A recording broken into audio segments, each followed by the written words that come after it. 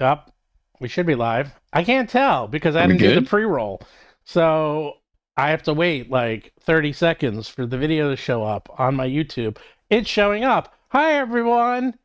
No pre-roll. We're live. And, Hi, everybody. Hey, I and, don't see it either. Instructaboy's like, hey, Indestructoboy. I always call you Destructoboy or Indestruct. yeah, I don't know what's up with that. Man. Because I'm an idiot. Yeah, you always call him Instructoboy, so Or we should probably make a sorcerer, Indestructoboy. make a Oh, that's sorcerer funny. iconic named Instructoboy who instructs Instructoboy. people about Actually, I things. do know Yes. why I say it because I used to play a lot of Fallout, and I always think Oh. of the little Fallout guy. What's his name? Isn't it The like Vault Boy? Vault Boy, Destructoboy. So I was thinking there you you as go. Vault Boy.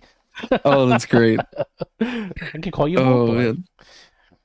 So Well, anyhow, how you doing, man? I saw you at Gen Con quite a bit. I ran into you at Gen Con like 100 times. First it was like, hey, how you doing? And then after the 30th time, it's like, hey, how you doing? And after the 50th time, I'm like, all right, I get it. Yeah, You're at Gen little Con. did you know I was always like 50 feet behind you, just like taking notes. Like, You were where's you Glicker were- going now? You were everywhere, man. You were everywhere. I saw you more than anyone else at, Oh, at that's Gen funny. Con. Well, plus you're tall, so you're easy to find. But Hey, well, shucks. Yeah, I've been just working on Vagabonds.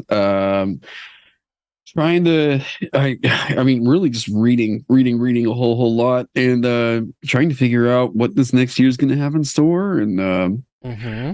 trying and failing to go to PAX. I wanted to be there so bad, but I'm going to PAX. I know the plane tickets for me just never really panned out. It was like, oh, it's so great. We're all going to be there. I know. I have like, where are my badges? Yeah, I got my badges. I got my badge right here, baby. I got the badges, and like I can't go because I couldn't get plane tickets that Got were going to my be timed badge. right.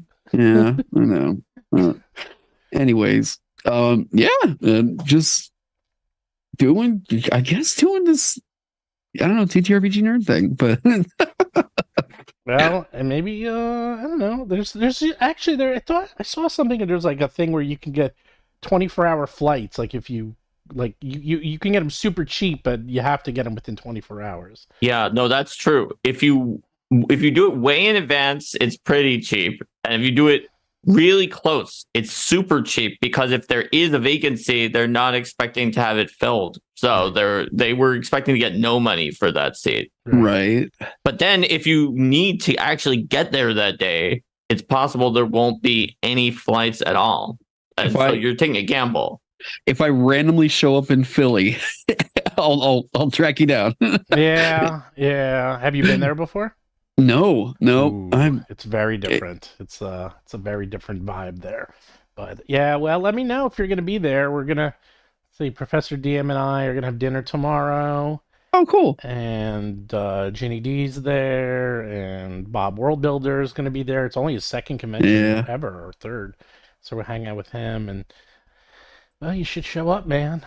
I know DM If we Dave's can gonna make be it work there. out. Yeah. Yeah, if we can make it work out. I know there's also just a lot of people from like the third party like D&D scene that are definitely going to be there. So I was like, it would be cool to meet a lot of the East Coast guys, especially because I know a lot of the Canadian dudes are going to make it to this one too. Yeah, that they that's normally right. couldn't. So Jess will be there. Jess is gonna be there.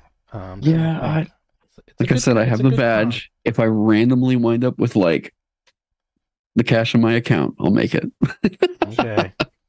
Just drive. But- How far can it be? How far is Oklahoma? Oh, it's we timed it. It's a 30-hour drive. So Take a bus. take a bus. Yeah.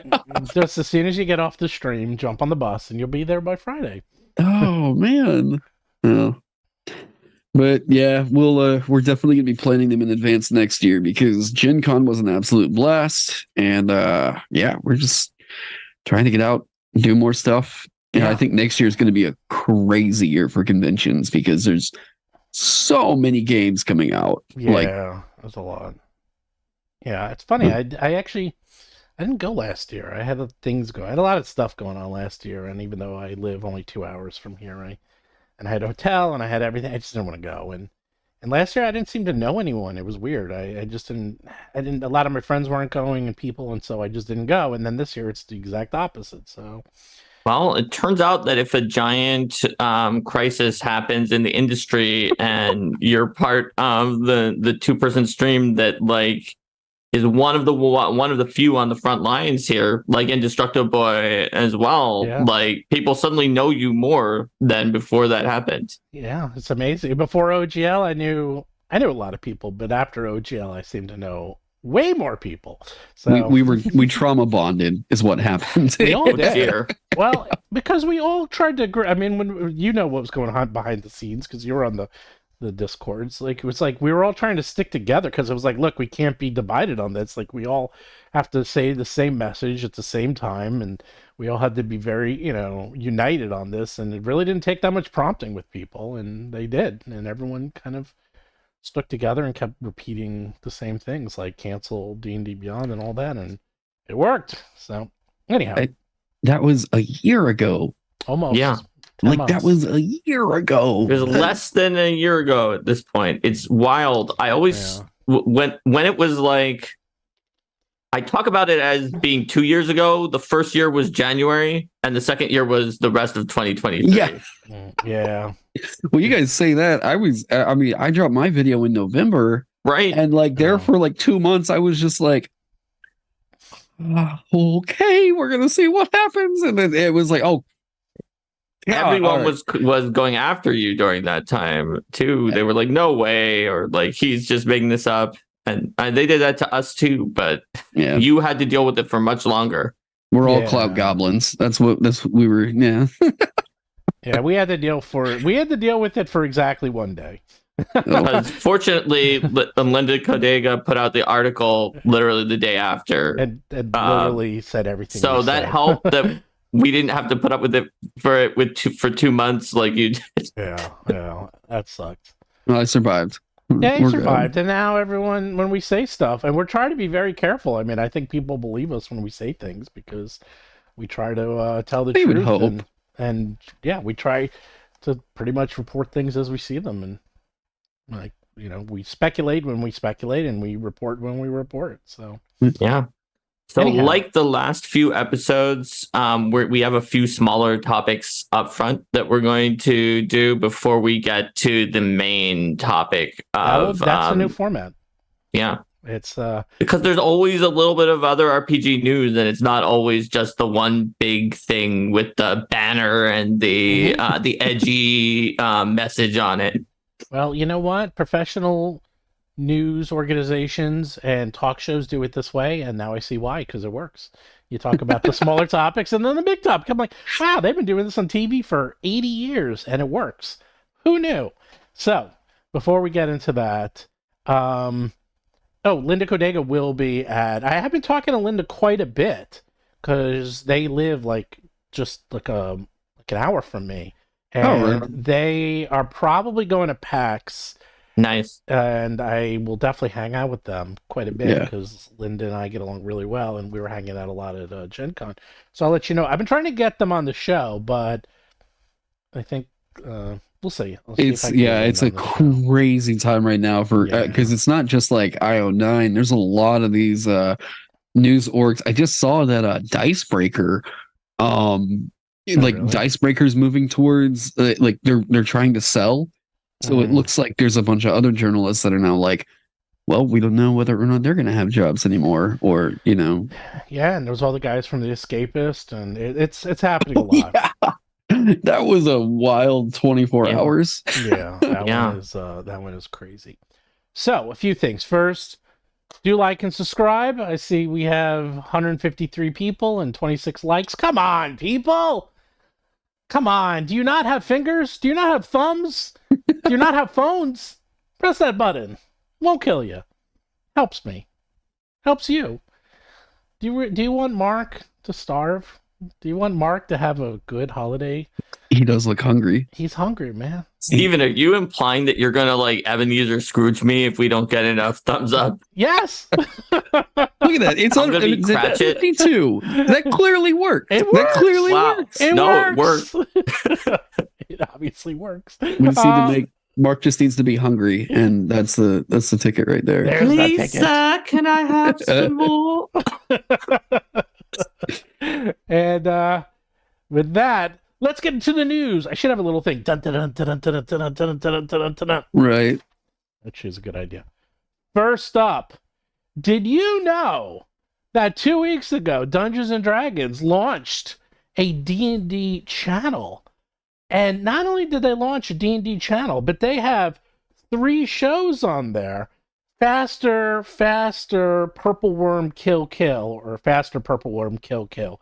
There's 20 episodes, and they're an hour long each. There's Encounter Party, which is basically just, an actual play. 22 episodes! There's 22 episodes of this thing! And Heroes Feast, which is, they take the book Heroes Feast, which is a cookbook, and they actually cook the items in the cookbook and these are all with like celebrity guests. And this launched, obviously, to Yeah, we had an episode about this in advance where we were talking about it. And obviously to great acclaim because everyone has seen it, and you can find it really easily, right? In fact, I want you right now to type in Faster Purple Worm Kill or Encounter Party and see how easily it comes up. Let's see. Encounterparty.com came up for Encounter Party, and it's their website, a new television experience using the rules of Dungeons and Dragons. Watch the trailer. Okay, you found it. You found it faster than me, because the problem is the terms they use are so generic. Yes. And if you type in Encounter Party, everything comes up except for the freaking website. And if you type in Faster Purple Worm Kill. I tried that. I got beetleandgrims.com/pages/Faster Purple Worm Kill, which said 4 first level characters, 1 epic monster, and then had a video of it. Yeah, but it doesn't link anywhere. Like it did. And then I also have trailers and clips that are the actual videos. So maybe your Google search is more biased than mine based on your previous searches. I will say, I think that they've done some kind of a change to make it to where it's going to ping the SEO better. Yeah. Because of what all has been going on the last couple days. Yeah. So like, just naming your thing like D&D Adventures.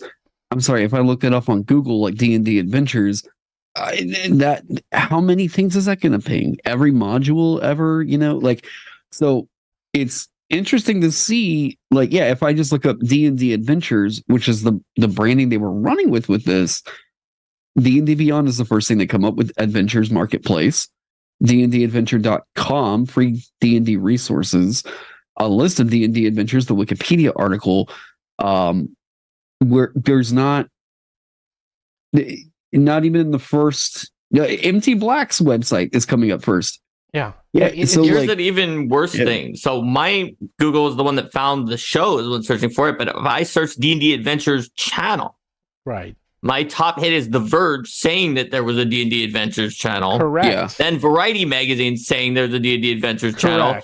Then Nerdist saying there's a D&D Adventures channel. Then Gizmodo saying there's a D&D Adventures channel. Then Collider saying, and then CIBR, and then The Escapist. Yep. And it's not the D&D Adventures channel. So correct. I found it eventually. It was like number 14. Yeah. The point is, while I could find the shows when I searched them, that is I added channel to the search term to try to be like, well, maybe they weren't adding the word channel, and it still has articles talking about it way before the actual channel, which is really wild. The thing is, it's like it's very hard to find. There was obviously there was a lot of press, but the press was coming from other channels, and nothing was like was D&D promoting this at all? I know why they didn't, because I looked into it a little.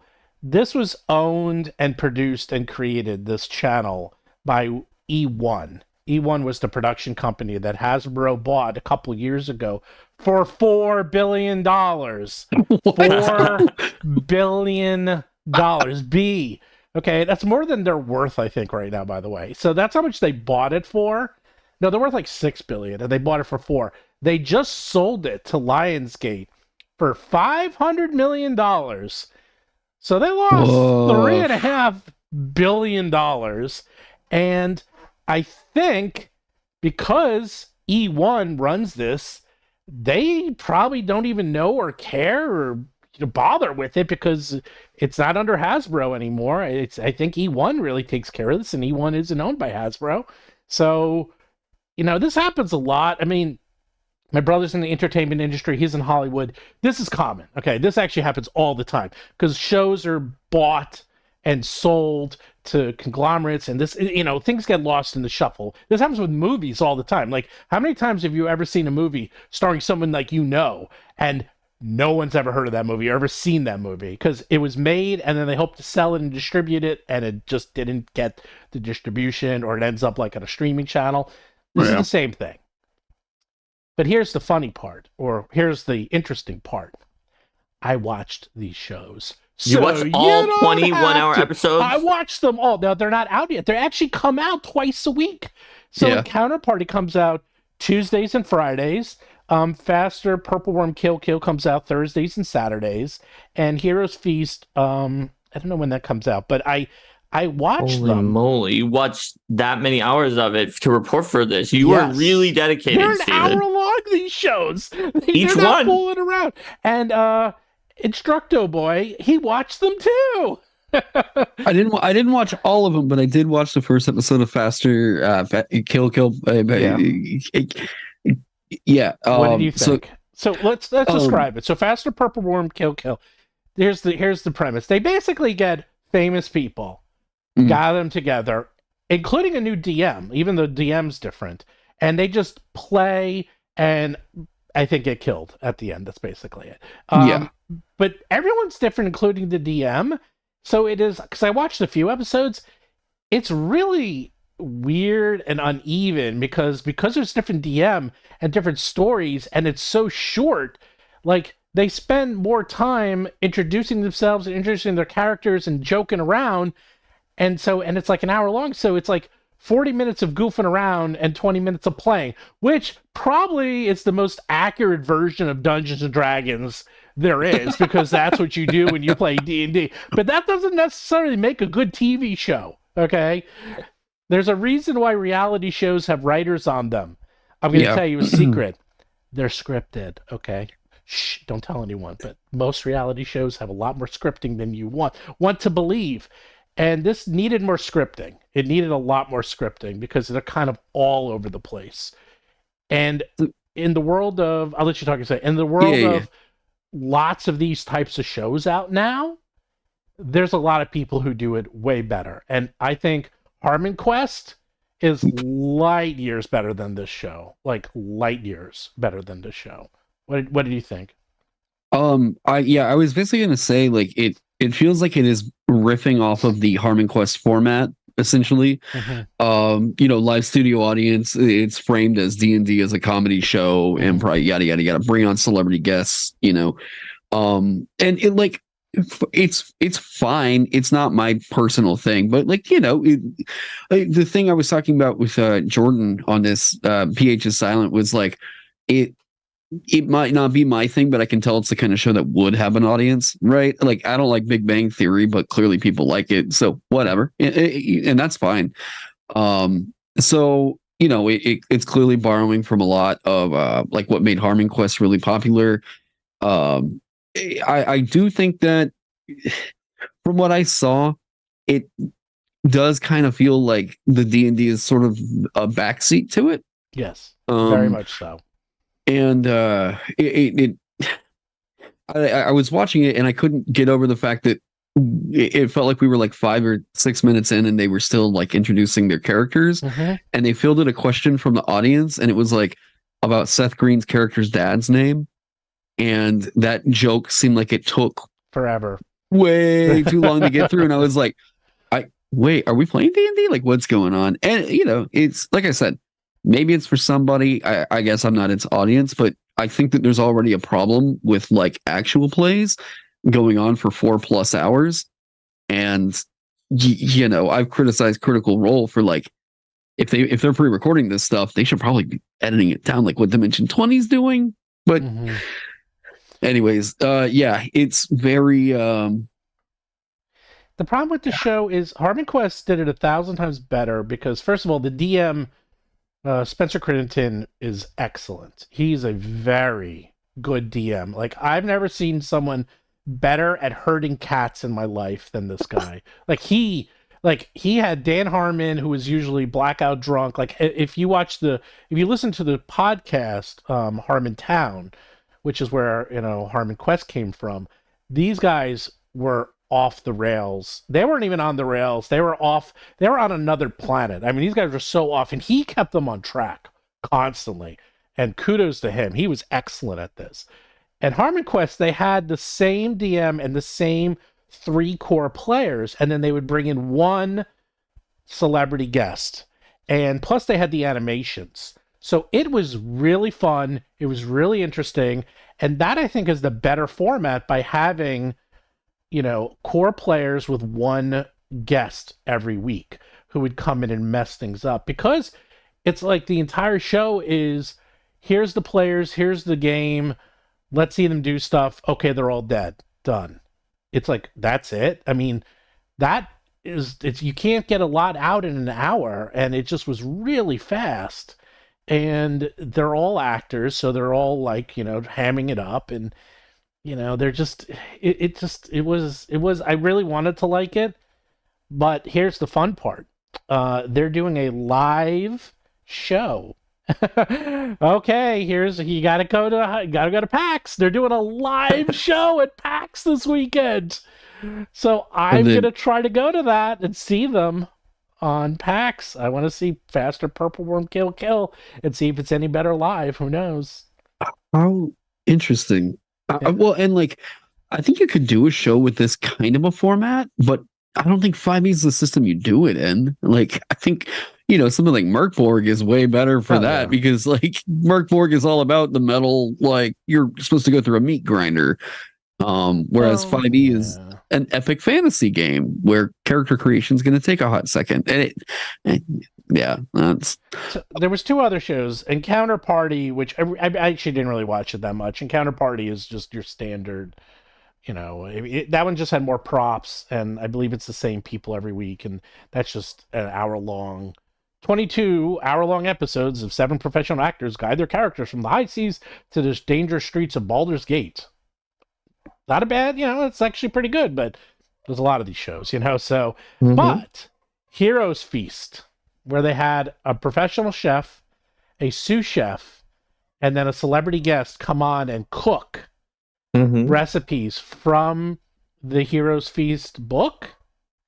That was a winner. That was a good show. I was actually okay. So really? Yeah. Does that mean that I won our little prediction? Because when we had our episode, everyone can go back to the episode where we talked about this. I can't remember who the guest we had on, but Steven and whoever the guest was were just like, that Heroes Feast is going to be, it's not going to be good. And I said, I think it's possible that it will be good. But I'm not sure, but I think that it has the potential. I'll tell you why. And the first one, I only first watched the first one because they're long. They had Matthew Lillard on. So Matthew Lillard is actually one of the producers of all these shows. I was about to say, it seems like he's making the rounds on this thing. Yeah, no kidding. And he was really good. Like, he actually was a big part of it, because he brought a lot to it. And I hate to say it, what brought it up a couple of points, Mark will laugh at this, he is like in the middle, they're just talking about stuff. It's like half interview show, half cooking show. And then he started to talk about his kids going to college, and then his kid just got into Carnegie Mellon. And then the sous chef was from Pittsburgh. So for 5 minutes, we're talking about Carnegie Mellon in Pittsburgh, which 2 are my favorite topics of all time. So I was fully into this. Oh, I see. Gave 3 Steven points out of 10 for that. There was a lot of Steven points for talking about CMU, because she's like, I'm from Pittsburgh. And they're like going on and on about Pittsburgh and CMU. And I'm like, yay, because I went to Carnegie Mellon and lived in Pittsburgh for 5 years. So that was fun. But you know what? To be honest, it felt way more humanizing, because here he is talking about his life, and they're just talking about themselves rather than playing a character or being goofy. And they're cooking food, and that was fun because everyone likes cooking shows. It was just a much more interesting show on many levels. They're doing the Hot Ones format is what they're doing. Yeah. Definitely. So, Steven, if I'm to summarize this, then you would say that the faster perform kill was a flop for you. And Counterparty was kind of a neutral to positive, Yes. Actual play. And the Heroes Feast was a win. Oh, yeah. Heroes Feast. I'm going to watch more. I actually was enjoying that. I'm definitely going to watch that. Now, to find it, it's on Freevee or Plex. I would suggest you can find it. The easiest way is you just go to watch.plex.tv. Hey, that was the 14th thing when I searched for the D&D Adventures. It was the one I eventually found. That Plex is easier because you can do it in your browser, and then you can literally just type in Heroes Feast, and you'll find it. It just comes up. In fact, I'm going to give the URL in the chat right now because that's how easy it is to find. So is Plex yet another streaming service? It's one of the 15,000 streaming services out there. So yes, it is. I thought all this was going to maybe be on like, I don't know, like at least YouTube or maybe Netflix. But this is going to be another thing that's going to be a nail in the coffin for it. It's just like, no one will watch us. No one's going to sign up for this. Well, it's free, and you still can't find it. I thought it says it's charging for a lifetime. Let me see here. Sign up. I don't know where that is. Like they're both. Well, Freevee is free. Plex might be owned by Amazon. All I know is this link works. The one I just gave everyone. If you go to watch.plex.tv and just type in the shows, they come up and you can just watch them. So and it has the whole season. So as long as they're released, that's where I was watching them, and I'm just watching them in my browser. So I had no problem. And they have commercials. That was the other weird part, is they literally had the shows with, we'll be right back after these commercial breaks. The commercial breaks never took place when they said they were commercial breaks. It was always like, they'll be in the middle of talking. It's like, and I knocked down the door with it's like, come to McDonald's. And I'm like, okay, that's weird. Like they just cut the commercials in the middle of nowhere. And then the actual time where they said we're going to commercial, they didn't go to commercial. So... Oh, okay. So unfortunate. To own Plex, it costs money, but you can watch the shows for free. I have no idea how that works. What? What? Whatever. I don't know. But Freevee, you can watch for free. And I know, whatever. Here's the deal. If you want to find them, it's out now. Watch them before they disappear. I doubt they're just going to last very long. I will say they put a lot of money into these shows. I mean, a lot of money. 22 episodes with like not A+ stars, but all A+ geek stars. I mean, you in the geek community will know all these people. You know, they Patton Oswalt. They had Seth Green. Yeah, Seth Green. I saw Will Wheaton was on there. Yeah, they got a lot of people on these shows, and they're endless. Like every episode has a couple of names, and I was like, wow, you know, these people don't do it for free. I mean, I don't think they're charging a huge amount because they're playing games and having fun, and it's all filmed in LA. So they literally go film for an hour or two and then go home. I mean, it's a pretty easy gig for them, but still, I mean, it's going to be another one of those. Remember when there used to be this D&D television thing? Well, it sounds like people should check out Heroes Feast before it's gone, because you said it's really good. Actually, pretty good. Yeah, that was fun. I actually liked that one quite a bit. I may suggest it, like, legitimately, to see if Linda's family will watch it when we go over for the holidays, because they are always watching cooking shows of all sorts. And so maybe it'll be interesting that it has like the gaming connection to it. Yeah. The other thing that was interesting is the sous chef didn't know how to cook. So I'm like, this is getting better every time. I'm like, this actually is good comedy right here. It's like, you got a chef who plays 3.5. Not only that, he plays 3.5. I was like, wow, he didn't play 5th edition. He said he played some 5th, but I was like, wow, this is looking up. These people, okay. Yeah, I was impressed. So yeah, I would say check that one out. I'm going to continue watching it after this is over. I have it queued up to keep going. I was like, I'm enjoying it. Yeah, like I it's like I was saying earlier. Like I think there's definitely an audience for it, but for me, I also just think like Wizards of the Coast really wants a critical role that they can control. Oh God, yeah. They were trying to do this back whenever they did the Wizards Presents, whenever they were saying that they were going to do the Spelljammer actual play, that had like, Pro ZD, oh god, Ginny D was on there. Yeah. There were like a bunch of like really big personalities in the YouTube sphere that were going to be on this thing. And what happened? Like, I mean, I've heard kind of mixed like perspectives on like why that did not work, but so like they clearly want a Critical Role like thing that they control in-house. But the thing is, like, I think even Critical Role can't really maintain its consistent viewership every week.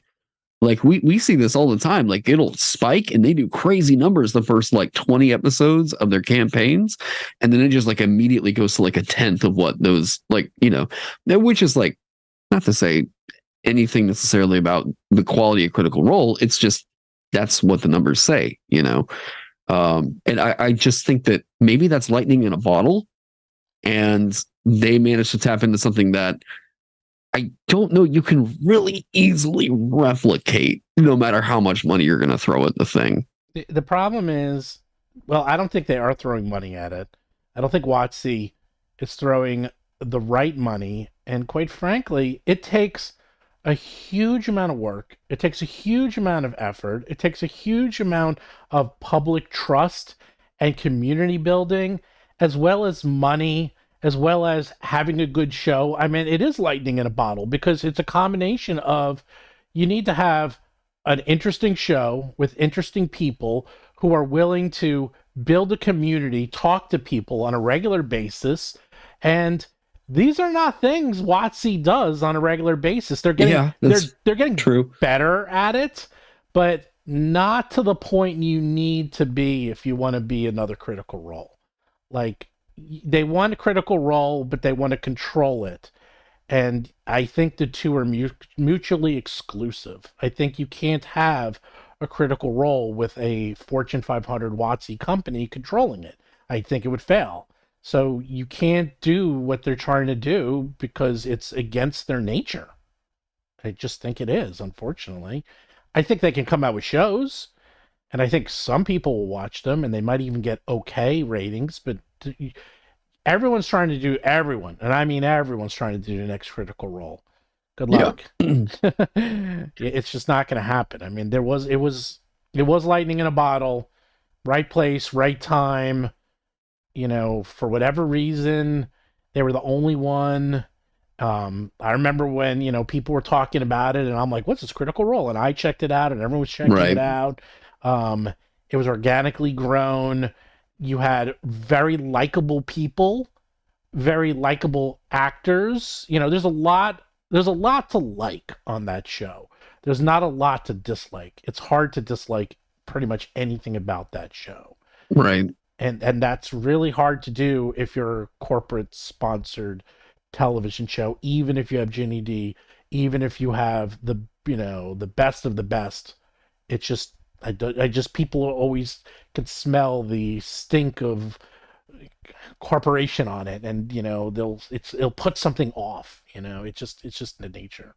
It's also just such a crazy swing on like viewership, because as I'm looking at it right now, like, I mean, Twitch's D&D section, there's 1.2k viewers watching D&D right now.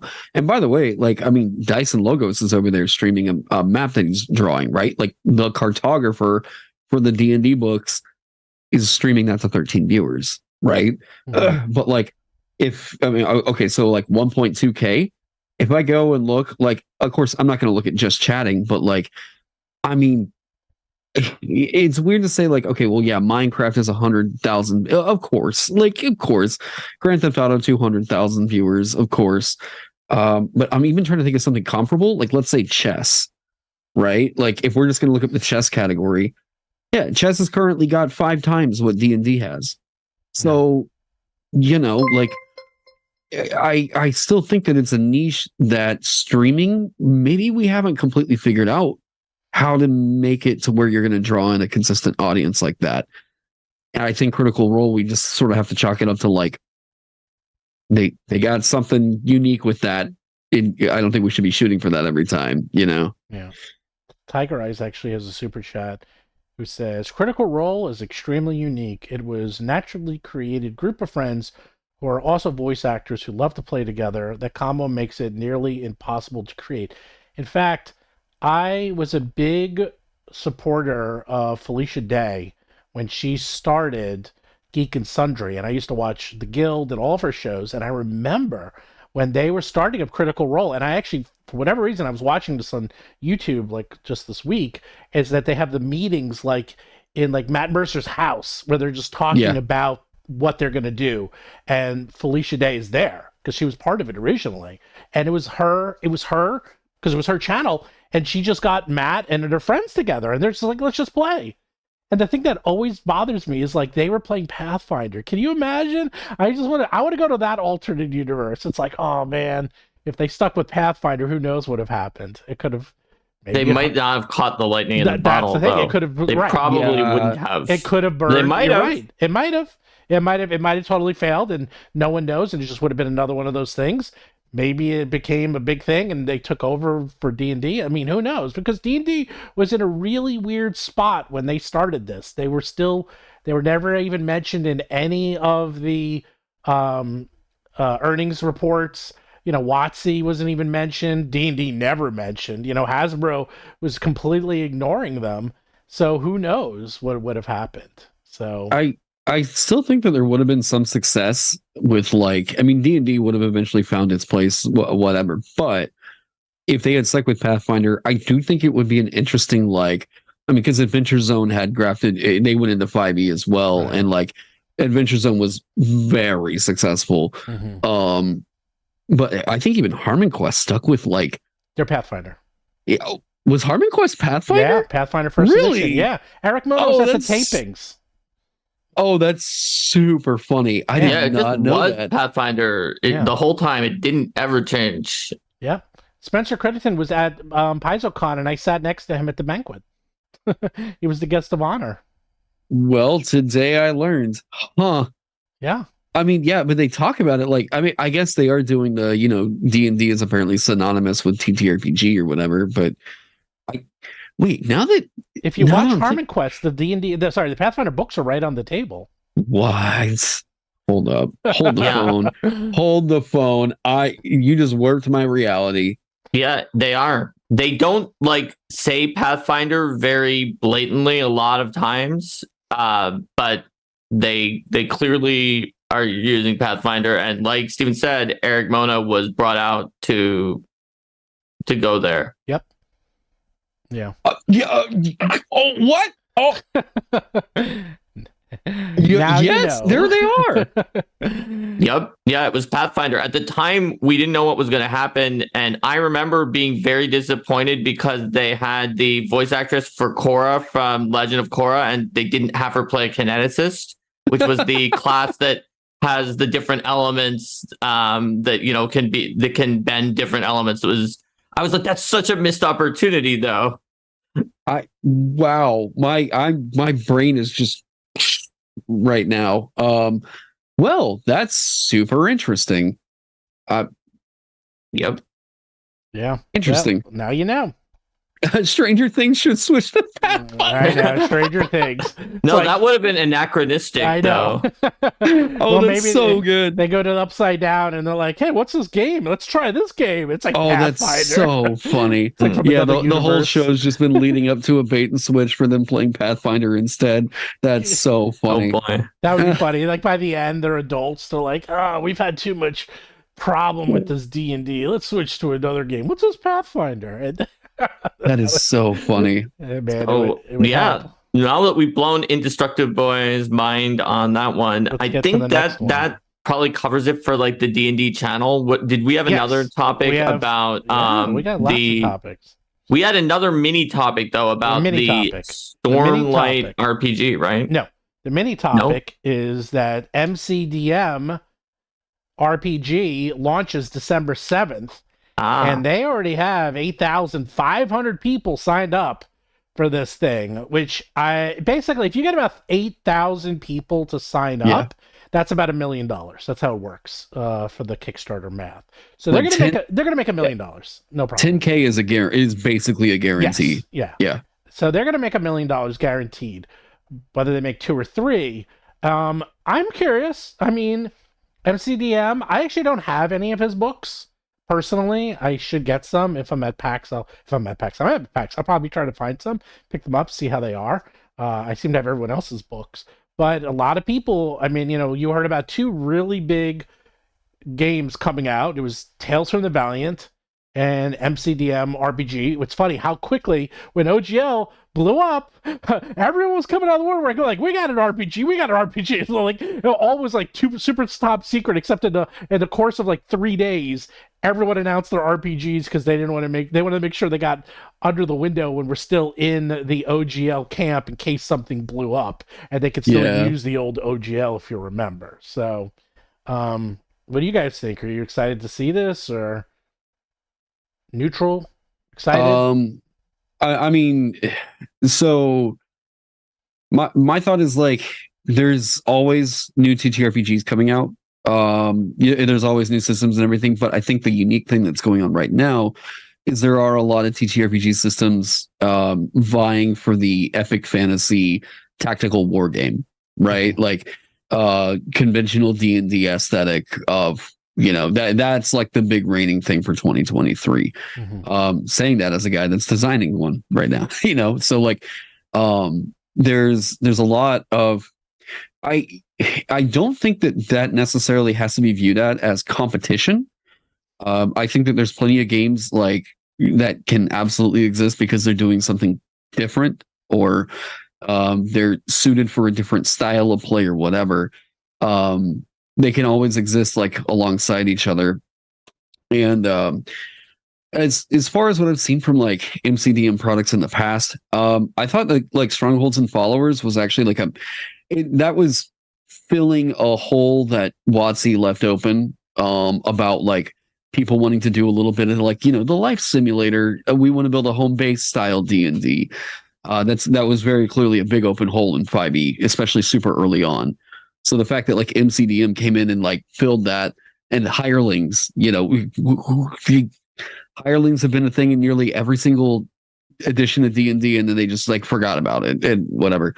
So like, there you go. But like, I think their follow-up to that was an attempt at mass combat rules. Somebody in your Kingdoms and Warfare, I think was the name of it. So whenever I took a look at it, the way, I mean, my personal feeling on it was, and I've got this policy where I don't review stuff if I don't have a good opinion about it, because I just don't like that vibe on my channel. But with Kingdoms and Warfare, my takeaway from it was it was a mass warfare rule set bolted into 5e. Right? Like it seemed like it was a separate game that they wanted to put the 5e stamp on it to get its sales. And like, I get that hesitation and everything, but like it felt like it was separate from 5e. Whenever I did my first review of their Ill Rigor, character options were not their strong suit. I know that they brought on other people to do editing and stuff on that. Their talent was, I really, really bogged down. So I'm hopeful that for MCDM's sake, like I've seen, first off, I thought the names of the classes that they were coming up with for this TTRPG sounded really cool. I thought that was pretty sick. Like, they're doing something that's not just calling it, the barbarian, the cleric, the paladin. They're coming up with what seems like a different flair to the fantasy that they're trying to go with, which I think is cool. Yeah, they actually, I think that's from like first edition D&D. I saw the names they were using, and they're very similar to, because I don't know if you remember, first edition is like when you would level up, not only would you have a name, but then each level would change your name. The titles and stuff. Titles. And that was, I love that. I mean, it's one of those like little things that probably no one ever really did. And it was just flavor, but I still remember it, years later, it was good flavor. And I like little things like that. I saw that too. And that stood out to me right away when I saw that in the previews. My concern is that are they going to support it? Because that's the issue with all these new RPGs. It's like, it's one thing to come out with a book, but then you got to come out with, unless you're, a 5e clone or Pathfinder, like, well, then you got to come out with the adventures. Then you got to come out with the support material. Then you got to come out with the bestiary. It's like, there's a lot of more to it than just, here's the book, make your rules, make your world, which you can do. But, if you're MCDM, people are going to probably expect them to continuously support it. And then you get stuck in this hole because, it's going to sell well. But is it going to sell well enough that they can continuously make products for it and just that? Because I'm just going to throw out a number. Let's say it sells $2 million. I'm just saying that. When they come out with another book to support it, that book is not going to sell $2 million. It probably won't even sell $1 million.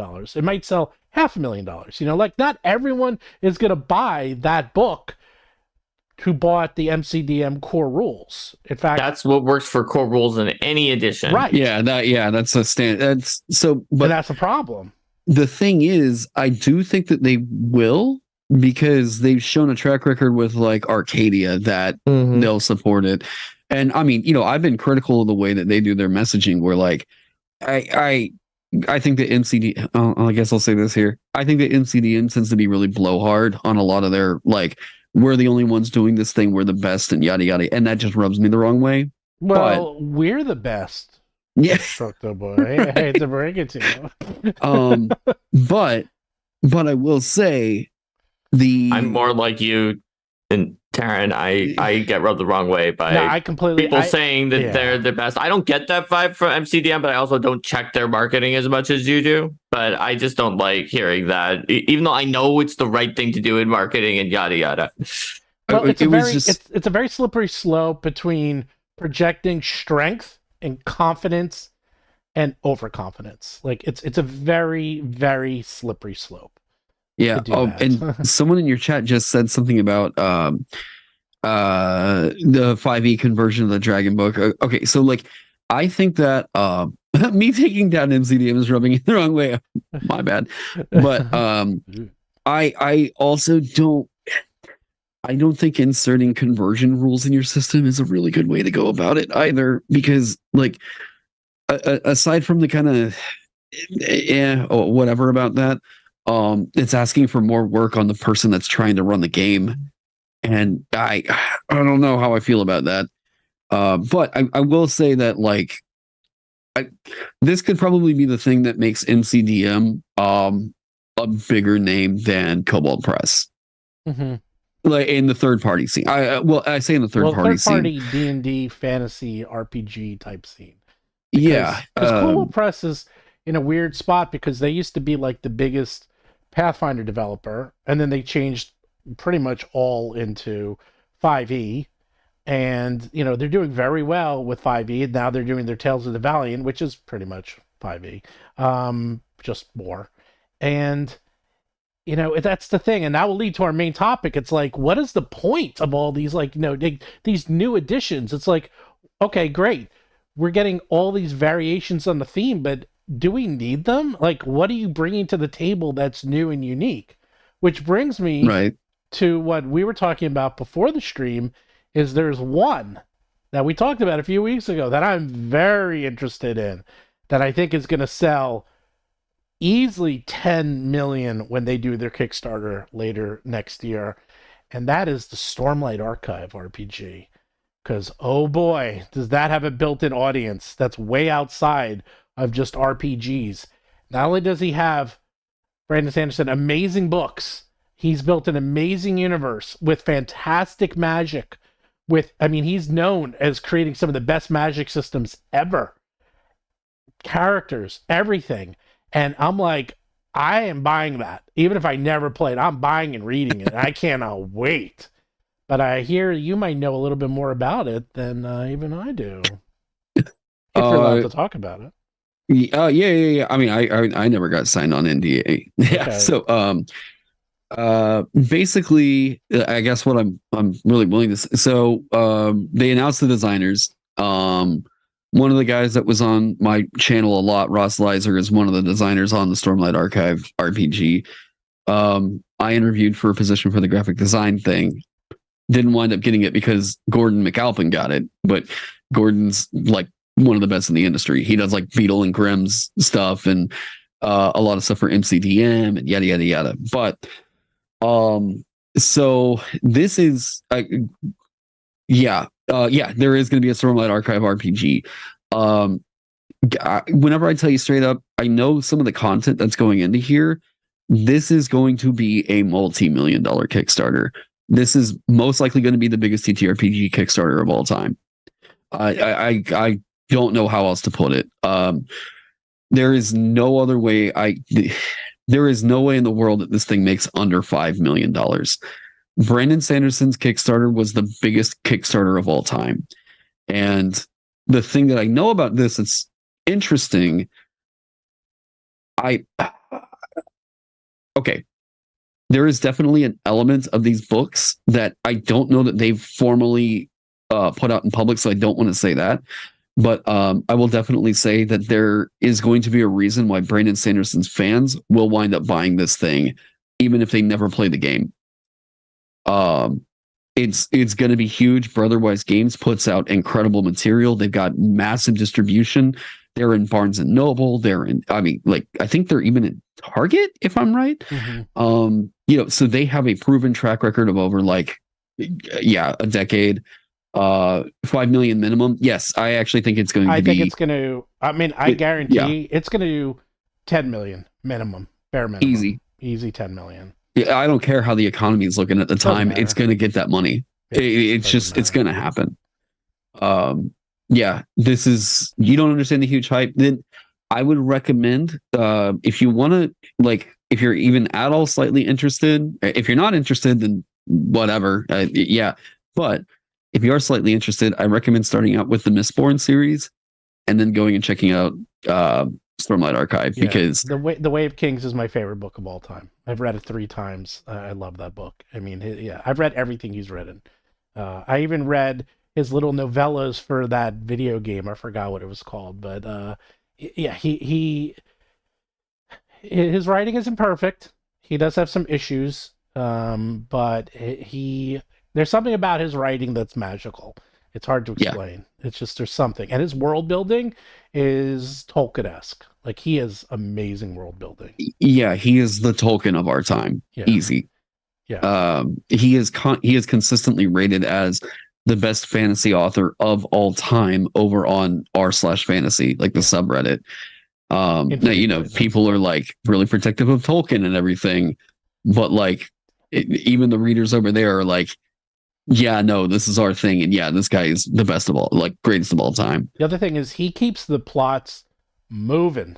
He keeps things moving fast, which is really, I think, helps with this world's view of fantasy, because a lot of fantasy is very slow.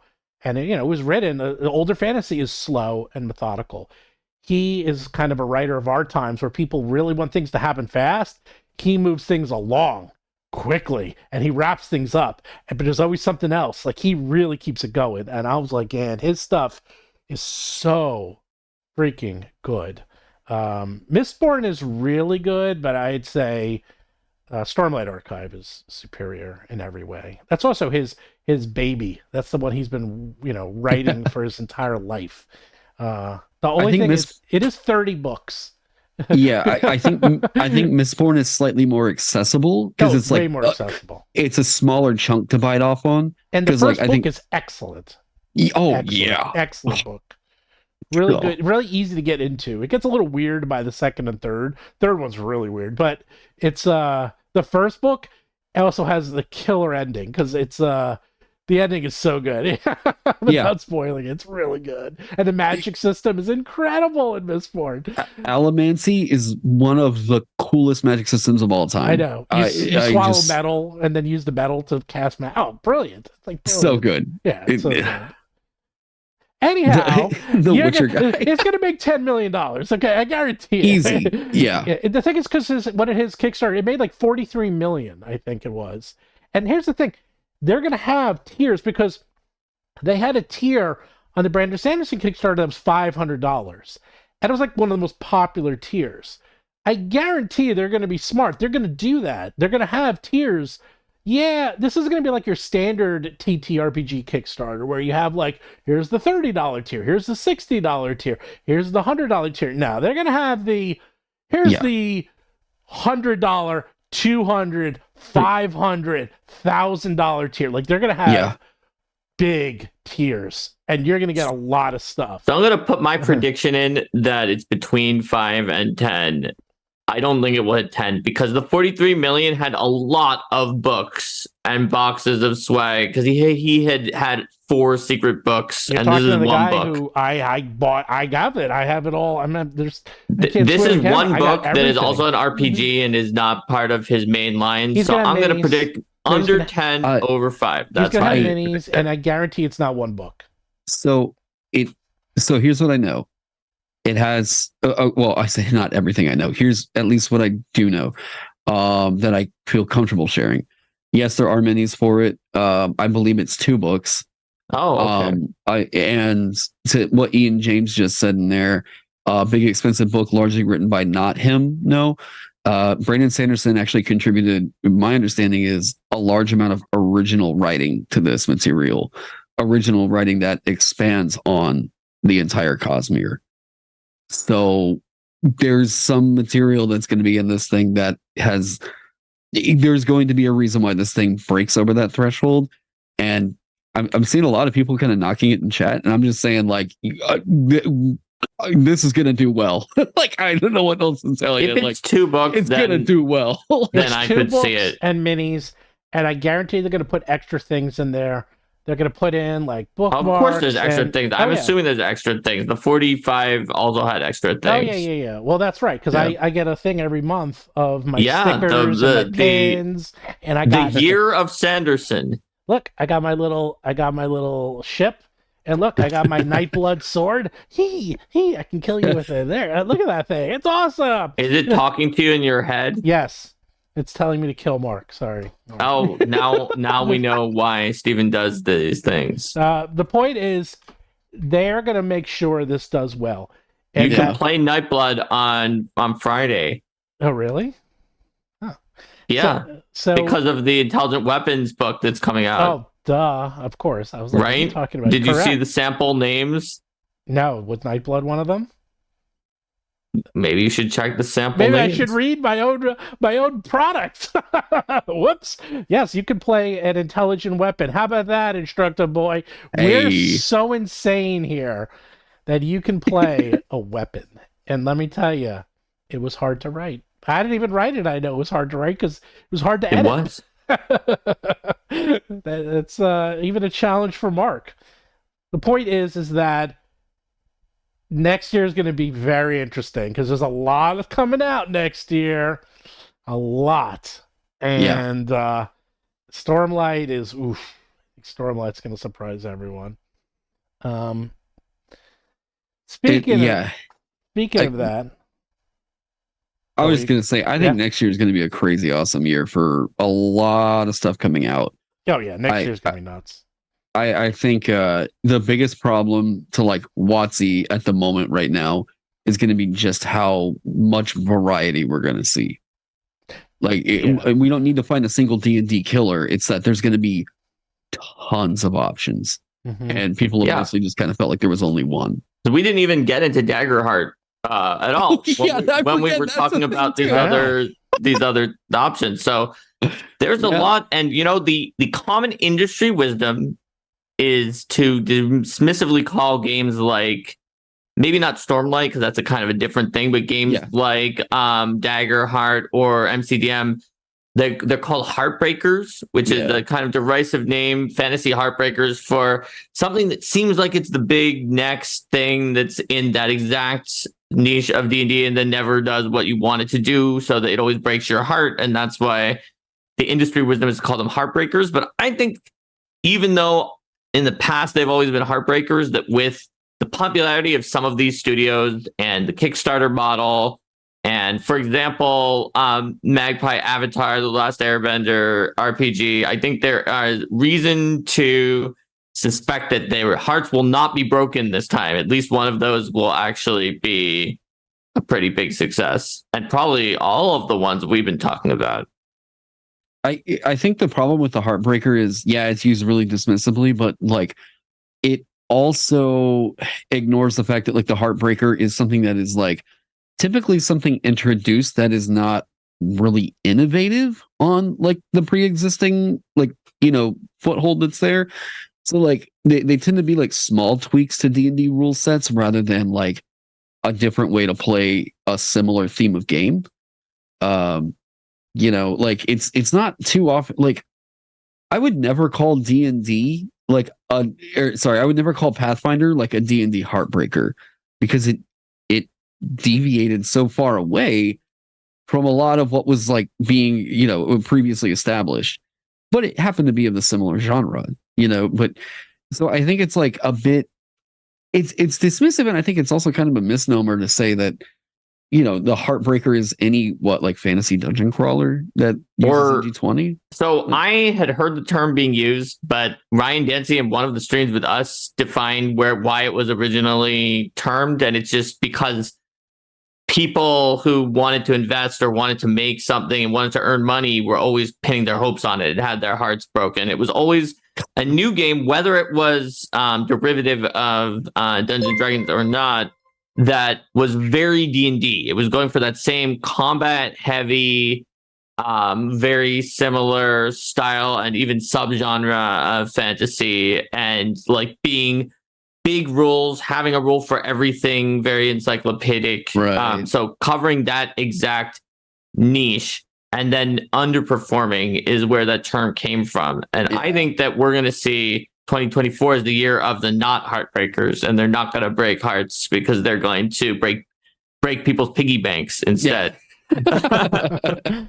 I completely agree. I mean, there's too much coming out next year by top people, top men and women, and there's going to be something that hits, and it doesn't have to hit with everyone, but it will chip away at WotC, because, you know, it's like, you don't need one of these to succeed, but you got MCDM, you have Tales from the Valiant, you have Stormlight, you have Shadow Dark, you have Knave, you got Indestructoboy's what's Vagabond. Vagabond, sorry, I can't Vagabond, remember yeah, the name. you've got Daggerheart.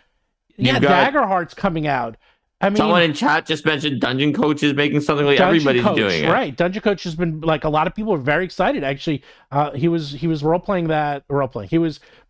that at Gen Con, and a lot of people have been very excited about that. I mean, that's a lot. And they're all going after similar audiences, and this is exactly what WotC did not want when they tried to pull their OGL shenanigans.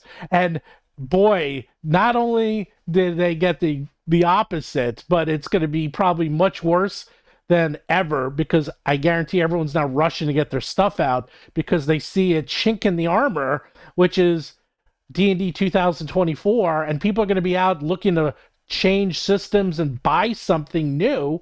Oh, I forgot another one. Little thing called Pathfinder Remastered, which also just came out. Like, yeah, but that's 2023. That's so 2023. I guess it's a slightly different time than the others. But it still counts, I think. But the point is, there's so much coming out that there's a lot of reasons, and there's a lot of expectation and convenience if you wanted to switch systems. So you just said D&D 2024, Steven. Yes. That sounds like a good pivot, maybe, to the main topic. Let's go to the main should we do topic. the super chat before we do? Let's go to the super chats, and then we're going to do so the the main super topic. chat from Tiger Eyes that I saw, unless there was another one too, was asking us to say what is the best entry novel or series to Sanderson, and to rate on a scale of 1 to 10 Sanderson. And I think Mistborn is the best entry, unless you really don't like heists.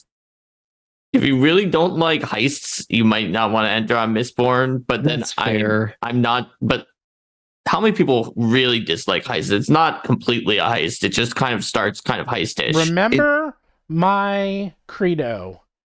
Every movie, not every book, every movie is a heist. Every single one. They're all heists. They are. Every one. They're all heists. Every single movie. There's always something they're stealing. There's always like a plot. There's always people love heists. Okay, they might not say it. I'm not saying books, but I'm saying movies. Because everyone's like, why are there always thieves in D&D movies? Why is there always heists? It's like, because there's always heist in a movie, and everyone knows what a thief is. There you go. Ollie just suggested another series that I'm absolutely in love with, Liza Locke Lamora. Oh, God, so good. I never read Scott that. Lynch. Yeah, the Gentleman Bastard sequence. Imagine like thief heist fantasy written by Quentin Tarantino. It's so good. I've heard of it. I'm actually I'm reading Ship of Magic. I'm reading the Robin Hobb 16-book series. Oh, right on. And I read the first 9, but then I stopped because I was reading them as they're coming out. So I'm up to book 4 of 16, and her books are long and dense. So I will get back to that one in like 2 years. Anyhow, I think that's what.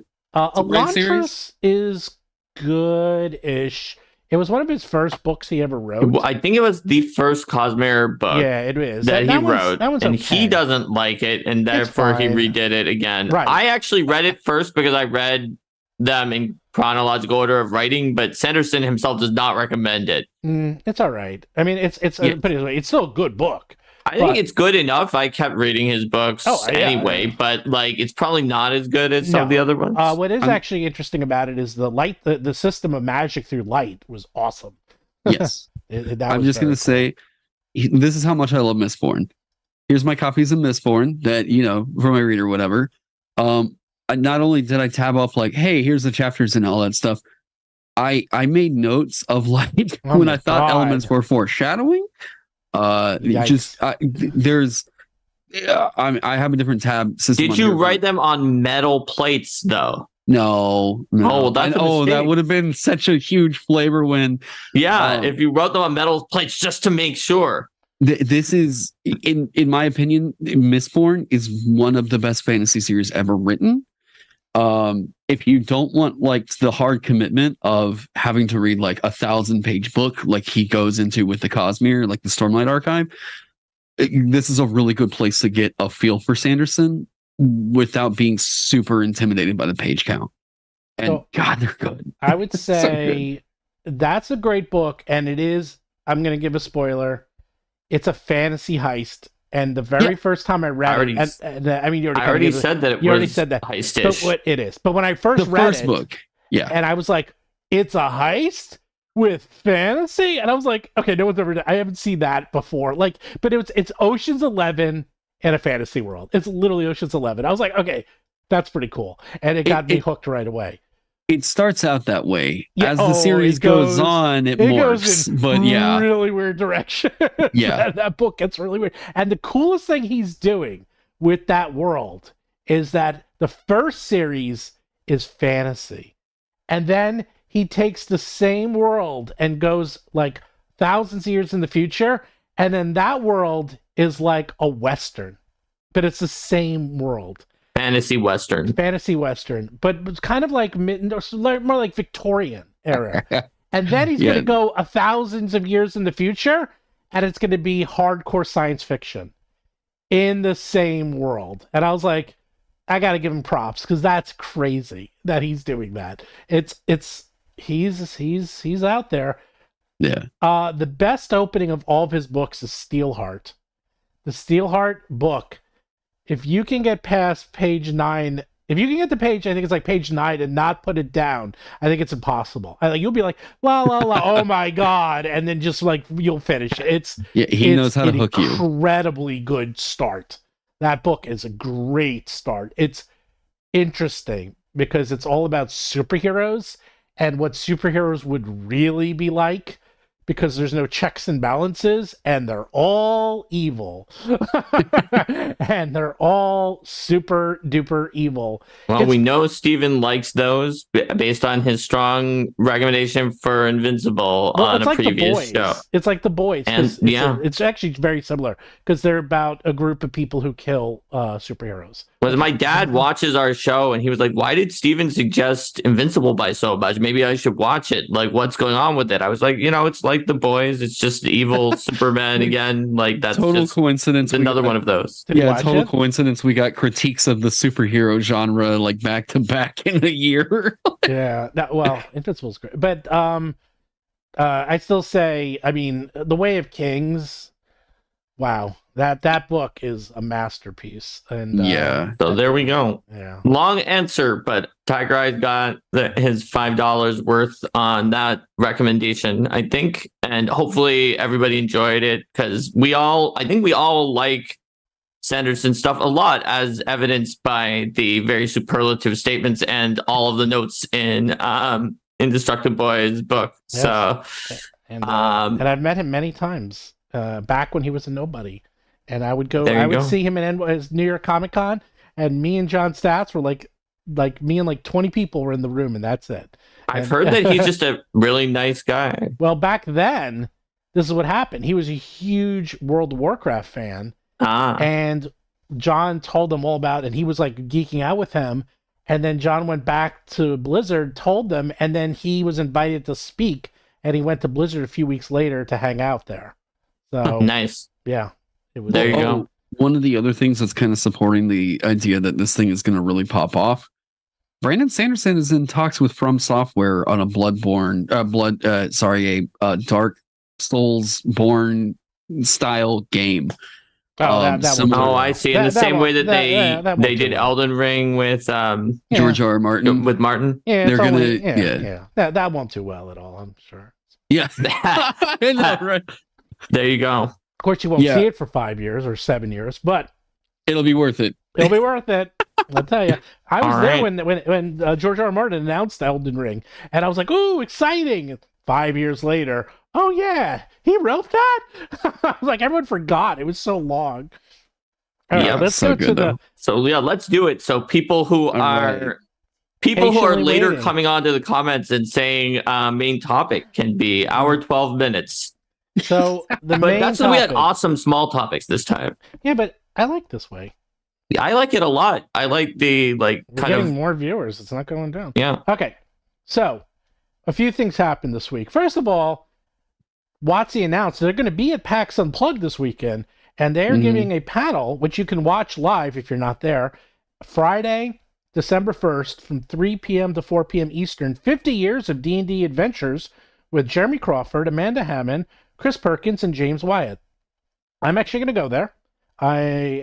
We're both good friends with Amanda, so hopefully get to talk to her.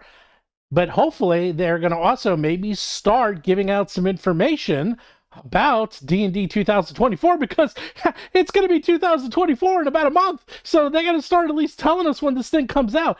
But then strangely, they also came out with D&D Unearthed Arcana playtest number 8, where they had big changes to the monks and barbarians and druids, but like the monk was completely rewritten, and I'm like, dude, it's freaking December. When are you guys actually finishing this playtest? They even said that they weren't going to do any more major changes, I think, after September or something like that. But I mean, the changes to the monk, I think, from what I've seen, look like a lot of them were good changes to the monk. But it's just surprising that completely redone. It happened after they said they weren't going to do it. Yeah. My question was, thinking about this, is that we just went through the Pathfinder remaster. And the Pathfinder remaster had a very clear purpose, is that they were coming out with a version of Pathfinder that completely divorced themselves from the OGL and D&D. Fine, that made sense. Pathfinder 2nd Edition was a completely new version of Pathfinder, which Mark will be able to talk to in incredible detail since he co-wrote it and was there when it happened. He was literally in the room when it happened, so he could talk about this and what the purpose of coming out with a new version of a game was. And all the other prior versions of Dungeons & Dragons, whether you love them or hate them, were very different from one another. Which makes me think, what the heck is the point of D&D 2024? Because it's not a new version of D&D. It works with 5th edition, yet it is a new version, and yet it's got new rules, but it doesn't have new rules. Like, what the heck is this thing? I can't figure out who is the audience for this game? What is the point? Why even come out with it if it's not doing anything new? But if it is doing something new, then how will it work with 5th edition? I mean, it's just all over the place. And I just don't understand who this game is for exactly. I feel like we got like half of a plan that they had, developed, and that it seemed like that master plan maybe had something fall through earlier on this year that they weren't expecting to fall through. And as a result, it kind of feels directionless at this point. Where I mean, so there's TTRPG systems that do remasters, like they do these like, here's an update to the core rulebook. That happens. Pathfinder just did a remaster. They had to get rid of OGL. Yeah. I whenever I walked by Mongoose Publishing's booth at Gen Con, Traveler just got an update, right? Mm-hmm. So it's not like this is the kind of thing that's like unheard of in the industry, except for with Wizards of the Coast, apparently.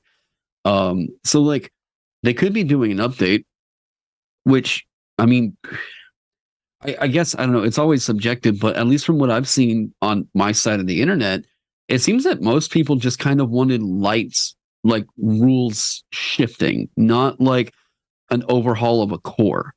A lot of people were happy with 5e existing as the way that it was existing, except there were some notable problems that we had with things like Moon Druid, just absolutely breaking the game in half, Mm-hmm. So I think a lot of people were trying to find some areas where we could let's get Monk to a more optimal state. Let's, do some quality of life changes, not these crazy overhauls. And because there is an overhaul happening.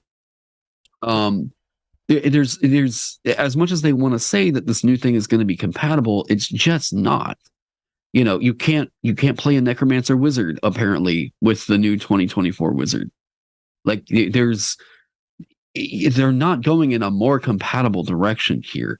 And I honestly think a lot of it was they were banking on the OGL not making it through 2023. Yeah, I'm gonna actually answer my own question, and then I'll let Mark and you guys talk more.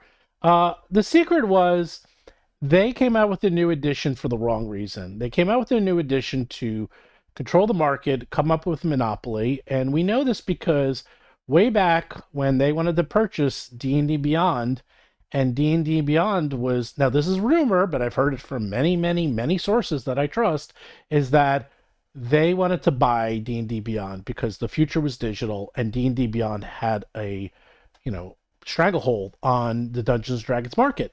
And they said, oh, we'd like to buy it. And they said, no, why would we sell it to you? We're printing money. And they looked at their license and said, well, it says here that you can print and have basically you have the ability to reprint 5th edition forever, but we'll just make a new edition. And then we're not going to give you the license. Will you sell to us now? And that's literally why they did a new edition, is just to buy Dungeons D&D Beyond. That's it. That's the reason they did a new edition. Not because they wanted to change the game, not what they wanted to do anything different. They just wanted to buy D&D Beyond. Now, again, this is speculation, but I've heard it from many, many sources, and it worked. They bought it. They bought D&D Beyond. It was $142 million. But suddenly they had to follow up. And the next step of that process was, well, we'll change the OGL and make everything prior to today lockdown, irrelevant. You can no longer publish. We own everything. Forget about the OGL. I don't need to rehash it. We've all been there. But long story short, they were just trying to lock down, come out with a new version, and everything going forward was theirs, and everything past no longer could be published or used. That did not work. So now they're stuck making a new version, and they're directionless and rudderless because they don't know what it's supposed to be. And when they announced One D&D, which I said they were going to do, and they're going to come out with, it's still D&D, it's 5th edition. There's no more versions. It's just one version of D&D. It doesn't work that way, okay? People are smart. They know it's a new version. Sales have been very low. They've not been doing nearly as well, because that's always what happens when you announce a new version, because people want to wait to make sure that the books they buy today aren't going to be worthless in a few months from now. So they're waiting to see what it actually is going to be. And right now, I still have no idea what it's going to be. I still don't have any idea what the point of this is. And why do you even... Why are they even following through? I guess they have no choice at this point. That they just have to. Like, they've gone down this road way too far and said too much, and they just have to actually once you cross the Rubicon, you can't go back. Yeah. But I would say that whenever an edition is made, in general, there's always a lot of factors that have always been at play. When you're talking about the designers who are on the front line with the rules, designers always love tweaking rules. Even the minute a book gets published, designers probably have like several dozen things that are on the docket of like, whenever we get a new edition or something like that, here's what we should change. Just even before anything happens, and let alone once it's been 10 years, there's lots of things that build up that designers are always like, that would be great if we could change that, right? But then you always also have well, we can't just change things willy-nilly. People are going to get sick of things being changed. And in 4E, they did errata all the time and did make small design changes a lot, and people did get sick of it and got kind of upset to see it all the time. So eventually, though, the designers who are often champing at the bit for certain ways that things can be adjusted or fixed or tweaked can kind of have what they want. And that usually happens because of market forces in some way or the other. And so eventually market forces push to the point where a new edition of some variety is warranted. Typically, you'll see that because of a sort of, sales are going down. And as you continue making products, there's a trajectory going down.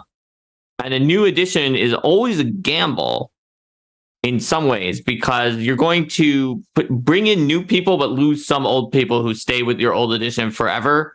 And it's a gamble that your base goes down. It's usually a gamble that has short-term costs, where once you announce it, all of your books are not going to sell well. Then a short to mid-term gain, because even no matter how bad your new edition is, or no matter how much people don't like it, they probably will pick up the core of it anyway. Yes. But then the gamble is what happens after that. And it could be a huge win.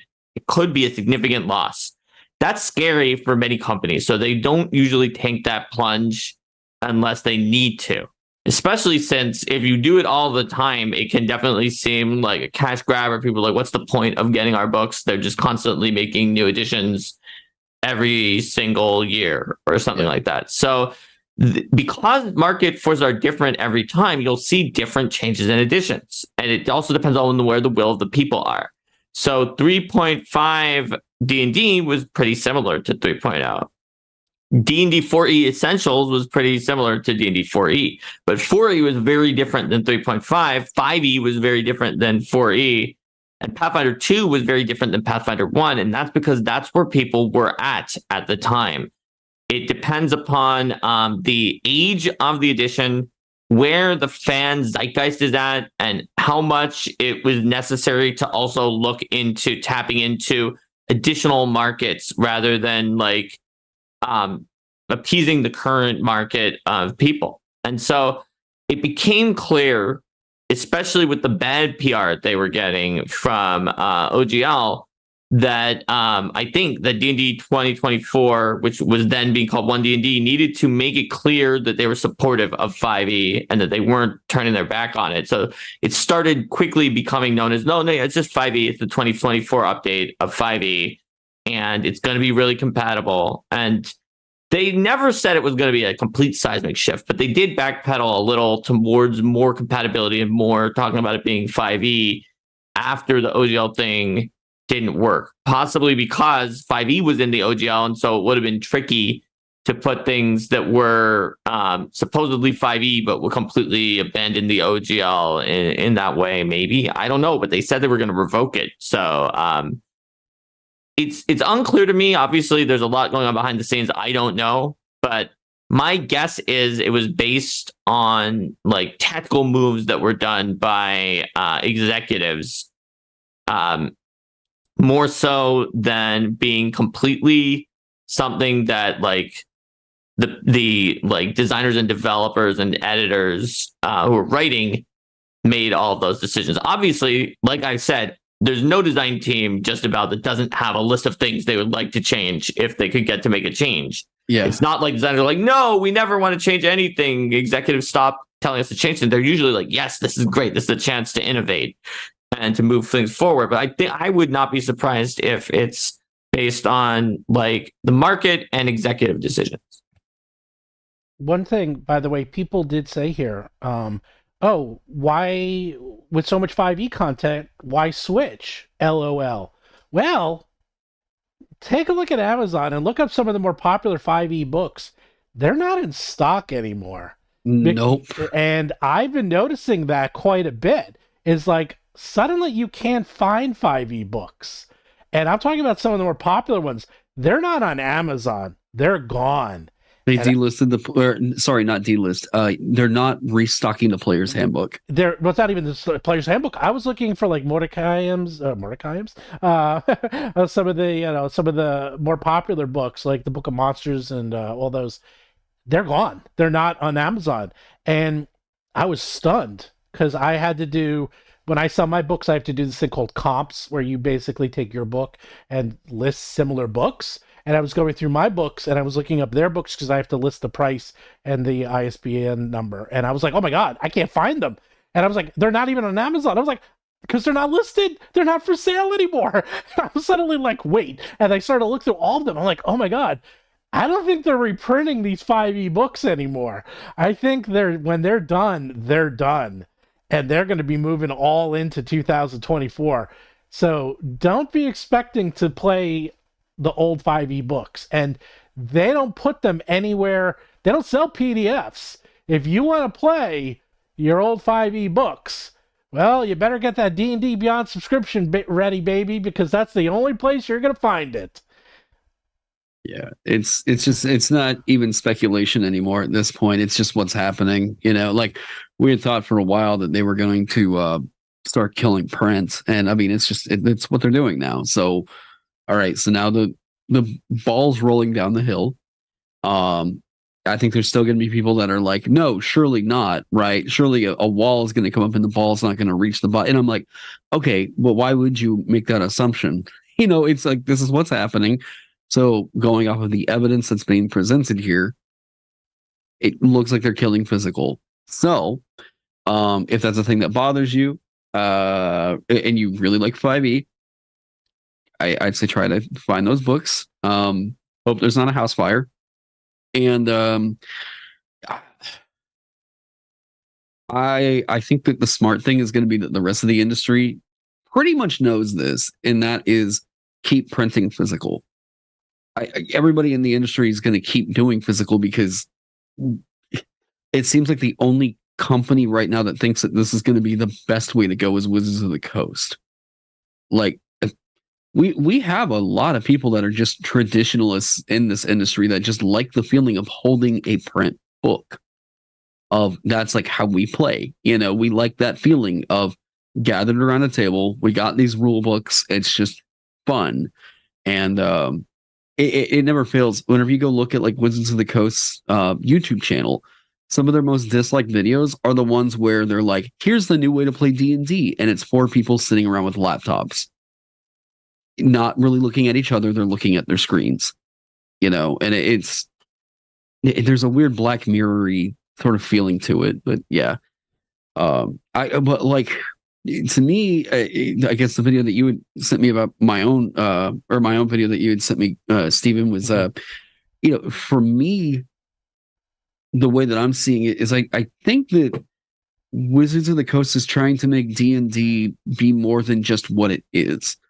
D&D is a tactical combat fantasy game, and they're trying to include some elements of it being more of a dramatic role-playing game.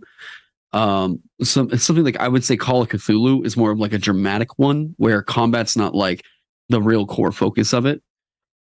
Okay. So combat's not like the real core focus of it. And as such, we got the storytelling elements, yada yada yada. But it just seems like there's a lot of what we're seeing in this playtest leaning in on the idea that they want D&D to take up all the air in the room, not just the tactical fantasy game. They want to go for dramatic fantasy now, and it's like I just don't think it needs to. Well, that's Critical Role for you. I mean, that's what happened. If it wasn't for Critical Role, I don't think. In fact, that's my issue with someone who played D&D First Edition and all the editions after. I mean, it was extremely tactical. I mean, freaking, it came from wargaming. Of course, it did. Yeah. But when we played 5th edition, it's like, it's like it wasn't as crunchy as it used to be.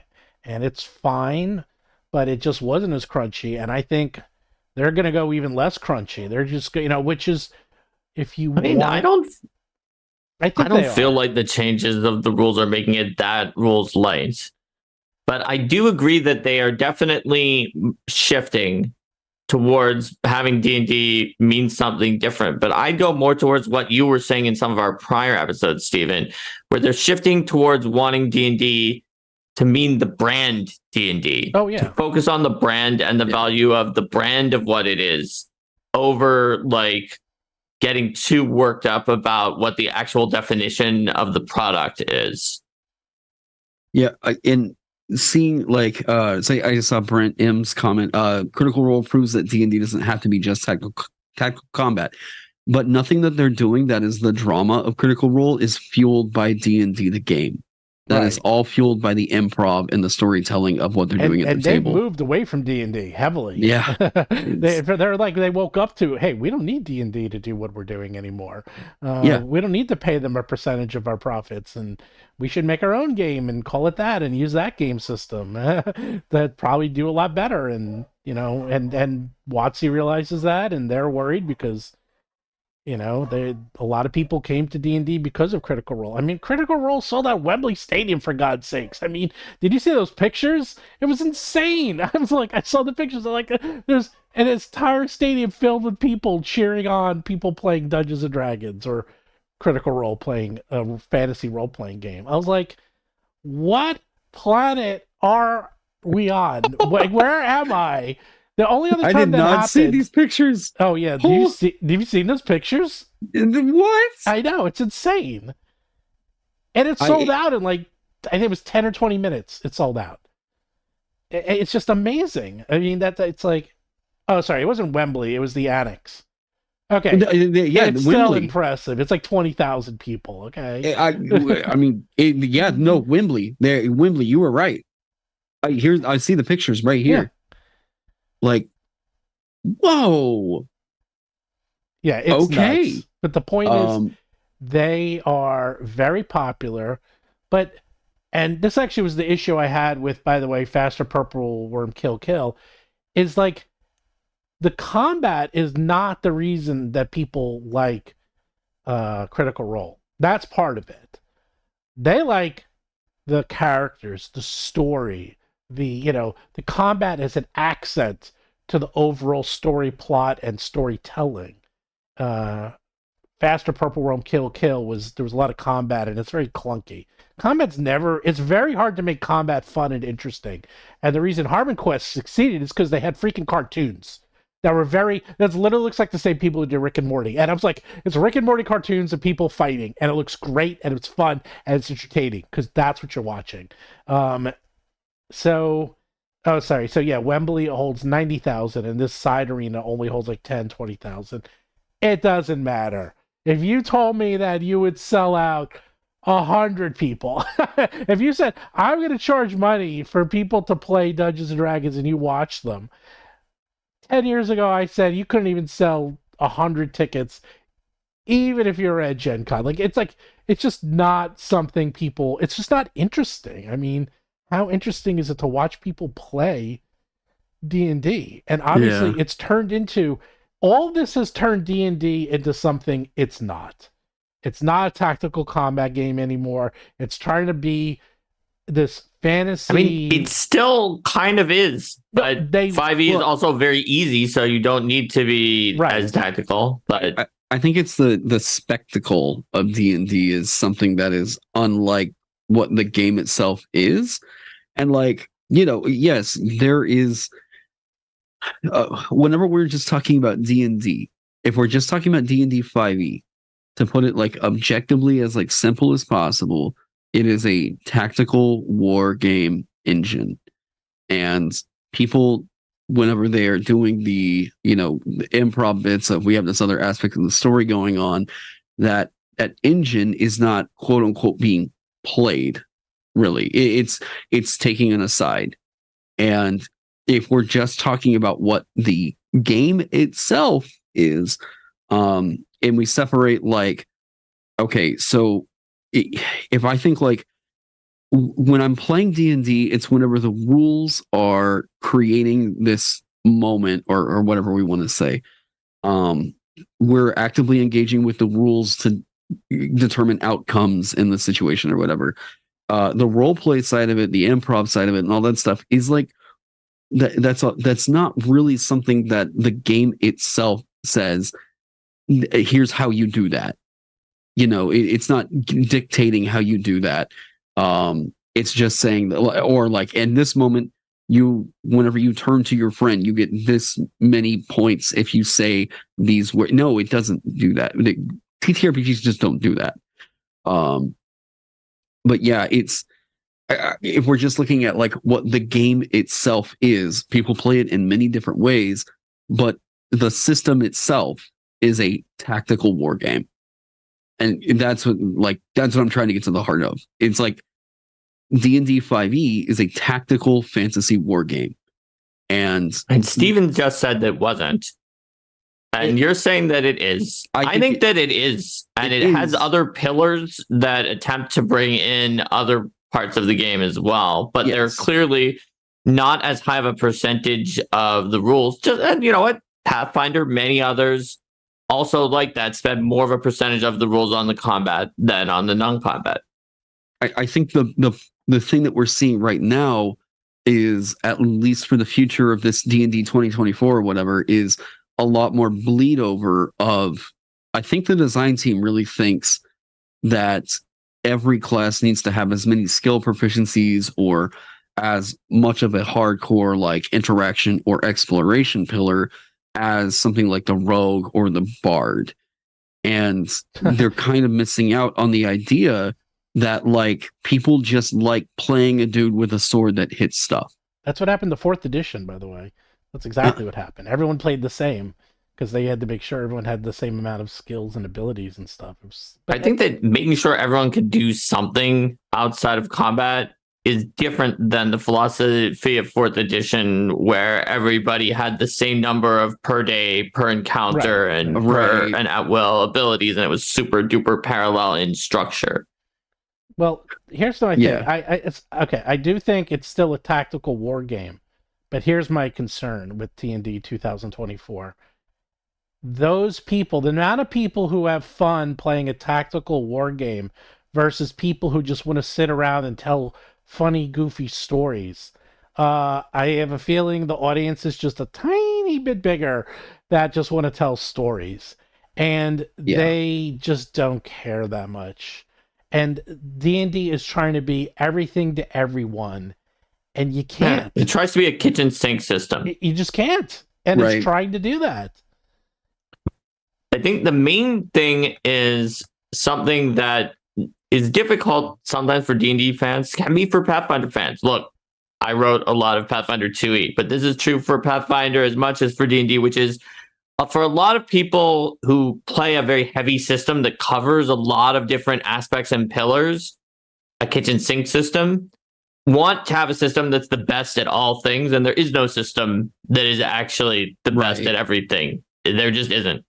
Whatever your favorite system is not the best at everything, because there are some specialty systems that literally can only do one thing, but they're really good at doing just that one thing. And can they do anything else? No. You'd have to really hack them and basically perform game design surgery to do anything except for the one thing that they can do, but they're great in that field.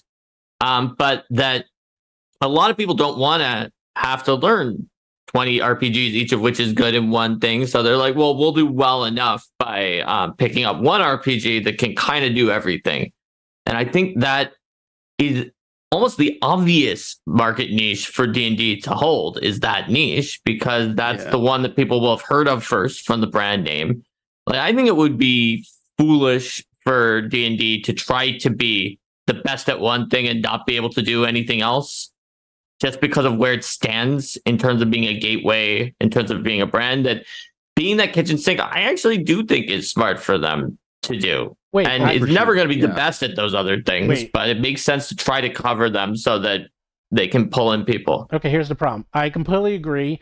D&D should probably, at this state and time, become a kitchen sink system. The problem is that they said, oh, we're still 5th edition D&D. Which is not a kitchen. You can't have it already is kind of a kitchen sink system. I'm not saying it has heavy rules for those other sections, but it tries to run all of them. They're trying to be GURPS. They're trying to do everything, and they're like, well, is it going to work with 2014? Yeah, it'll still work with that. Oh, does it have heavy fantasy elements? Sure. Can we do tactics? Yeah. Can we do role playing? Sure. It's like, wait, you can do everything? Yeah, you name it. We got it in here. Don't worry about it, baby. I'm like, what? You can't do everything. Just make up your mind. What the heck is this game? What are we going to be? I don't even know.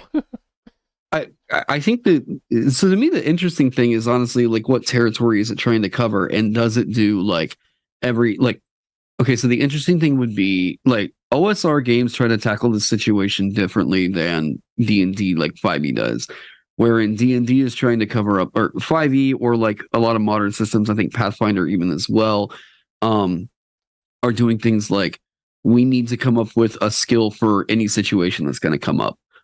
Whereas in the system, like, let's say Shadow Dark is saying like, well, yeah, that's most likely going to be a dexterity check. But, so they go much more broad and open and let the abilities kind of just say, this is what applies, not necessarily the specific skill. So like in doing that, it's like, so there's two different approaches to addressing the same problem right there. And I think both managed to actually do it fairly well. I mean, pretty clearly, because 5e is hyper dominant and OSR is thriving and doing its own thing right now. But like, I think if I'm looking at like, is 5e like the kitchen sink system? I think that 5e does a pretty good job at super powered characters in fantastical settings. And that doesn't specifically always have to be dungeon crawlers.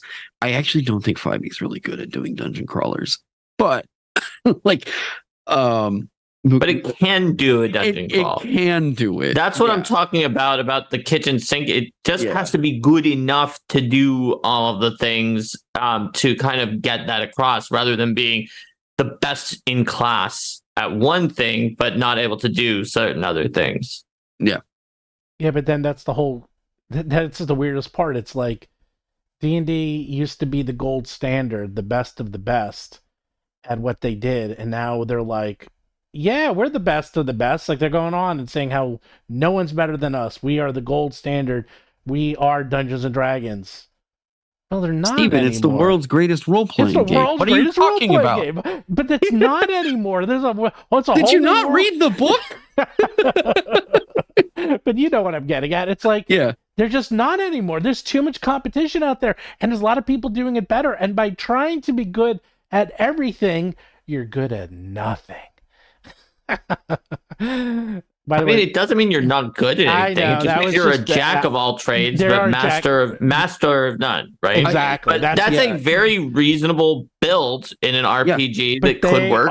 You're 100% right. But it's the right build for the beginner RPG that everyone is getting into. You don't want it to be one that can only run heists and is like, makes Blades in the Dark look like nothing compared to it, but cannot not run anything but heists. That's not correct for the brand that is people's first RPG. Is making it out that they are the best at everything. Well, everybody says that. We talked about that earlier in the show. How Indestructoboy and I don't like that everybody says that, but everybody markets themselves like that. Yeah, but it rubs me the wrong way. Yeah. Oh, I mean, the way that D&D markets itself as like the world's greatest role playing game, it's definitely the obnoxious pinpoint to them. I would say, but I will say, yeah. I mean, Mark's got it right. It's a jack of all trades system. It does everything all right. And there are definitely other systems that, like, you know, if I wanted to play like cosmic horror, I'd be like, yeah, okay, we can do that with 5e, I guess. But like, there's so many other systems that could also handle this and specialize in it. But D&D is the one that people are like, yeah, but I could just do this one that I already know. You know what? I'm going to play Star Trek. Yeah, D&D can handle it. Don't worry. Yeah, D&D can do that. Sure. Yeah, just kind of crib the Spelljammer rules, and we'll use teleportation for the transporters. Don't worry about it. What about fabricate for the matter creators? Okay, maybe that we can't do, but we'll use elves for the Vulcans and orcs for the Klingons. We got this. We got it. By the way, do like and subscribe. I see we have 450 people, only 150 likes. Come on, people. Come on. We have a super chat. We have a super chat from Bob McDowell who says D&D is and always has been a resource management game with hit points, spell slots, rests, and so on. It does not port well to non-fantasy games. Well, you're correct in the sense that it was it really was resource management, because again, it came from wargaming, which is all resource management, and slowly over time it's been sort of turning into something it's not, and Critical Role and other actual plays and live plays have changed the game quite a bit, and that's why I keep thinking, like, what? I'm very curious. I just want to see. I just almost wish there was like a mantra or a goal sheet or something to say, what is the point of D&D 2024? What are our goals? Like every edition of D&D, of pretty much any TTRPG, I can tell you what the goals of that system are, what they were trying to do, what it's trying to address, why you would play it. I cannot for the life of me think of what the goal is. What were the goals of 3.5? 3.5 was to bring new ideas into the TTRPG space. Well, 3.5 was Wait, I'm talking about 3.5, not 3.0. I was about to say, you got me. 3.5 was the goal to make money? No, it was to refine the rules of 3.0, because 3.0 was so different and tried so many new things that they didn't quite get it right. Especially some of the classes like were totally broken. And 3.5 significantly made the game smoother and easier to play and better. And they probably could have used another version, which they did, called Pathfinder First Edition. But 3.5 was a way to control the excesses and the power creep and the imbalance of 3.0 and to smooth it out. Because they just didn't have public playtests back then. Like 3.0 was like basically the world's biggest public playtest, and then 3.5 fixed a lot of that stuff. At least that's what I think. Fair enough. I think you did hit on something though that I would agree. Like, we need an elevator pitch for whatever this thing is going to be, because there's no elevator pitch. What's the elevator pitch for D&D 2024? Tell me, what is the goals? Who is this game for? What is it fixing? Why should we buy this and care? Seriously. Can anyone answer that? I can't. So I feel like that the answer to that question would be different depending on who you asked in WotC. Like, surely, just like with any small edition change, the design team would say the same thing you just said for 3.0 to 3.5.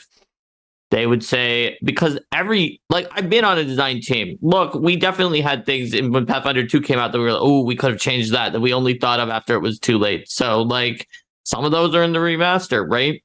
But I'm sure if you ask the D&D designers, they would say, well, you know, a lot of these changes are because 10 years is like the world's biggest public play test. And it's long, and we have all this feedback, and we got 90% or 80% positive on most of these changes. And so we're going to refine to fix some of the issues that people have been having.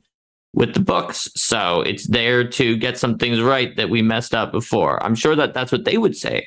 Whereas the executives might say something completely different, like it's going to change the paradigm and shift up the market where and show people that it's bringing it's bringing Dungeons and Dragons. Don't hurt yourself, Mark. Yeah, I know. Dungeons and Dragons 5th edition into it's bringing D&D into the next version, next level. Yeah, next level. We're bringing D&D the next to the level. next level because you know what? We're gamers here too. Oh God. By the way, everyone had an answer to my elevator pitch. Make me some money. That is why they're coming. It's like, what's the point of D&D 2024? Make more money. That seems to be the obvious answer. By the way, we have an excellent super chat because I've been saying this for months now, which is not something people are going to hear, but it's fortunately it is true. August for $10 said, I know everyone wants WotC's new push towards digital to lose, but there was a new article showing that most kids 10 to 17 want digital items such as currency and subscription over physical products. I've been saying that for months now. And the answer is, unfortunately, yes. The next generation of kids and my daughter who's in college and her friends, because I've been secretly doing my little market research on all of them to find out. I know it's a small sample size. But you're checking your sample of people who don't know what King Arthur is. Yes. By the way, my wife did not know who King Arthur was either, by the way. By the way, Spamalot on Broadway, and I saw the original in 2004. I don't remember it being that good. The 2023 version of Spamalot, A+, fantastic. Go see it. Loved it. Amazing. And they're very smart because they explained, I forgot all this in the very beginning, they explain the whole history of King Arthur in like 3 minutes. They have a narrator who comes out, explains everything, what's going on and what the story is. So you didn't know that you didn't need to know anything about King Arthur. So I want to hear a back and forth between the two of you about this, because it sounds like, Stephen, you are thinking that the way people are going now is digital. And so WotC's push is probably going to succeed to go more digital. And Indestructoboy, you sound like you're saying that that's not the case, because this hobby in particular is different than other places, and there's a lot of people who really want a physical product, and so it would fail. No, I should clarify. I actually super agree with Steven on the fact that I think that younger audiences are definitely going for digital. Yeah, no, I agree with that 100%. But I do think that the torchbearers for the hobby right now prefer physical. Yeah, I actually agree with Steven 100% on that. And I think, yeah, I mean, I win.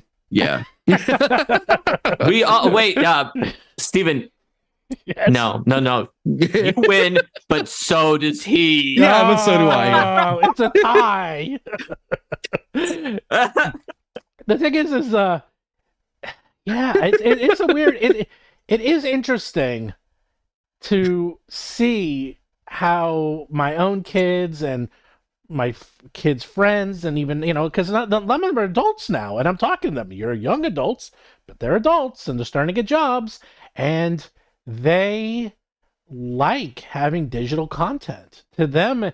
And you know what? As someone who I have a library that was literally my entire wall of fantasy books. We were just talking about Sanderson. I have all of his books.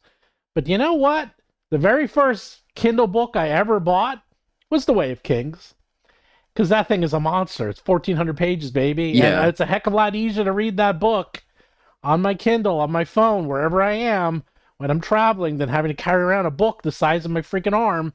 And I've been convinced I am all Kindle. I haven't bought a book except as a collector's item since.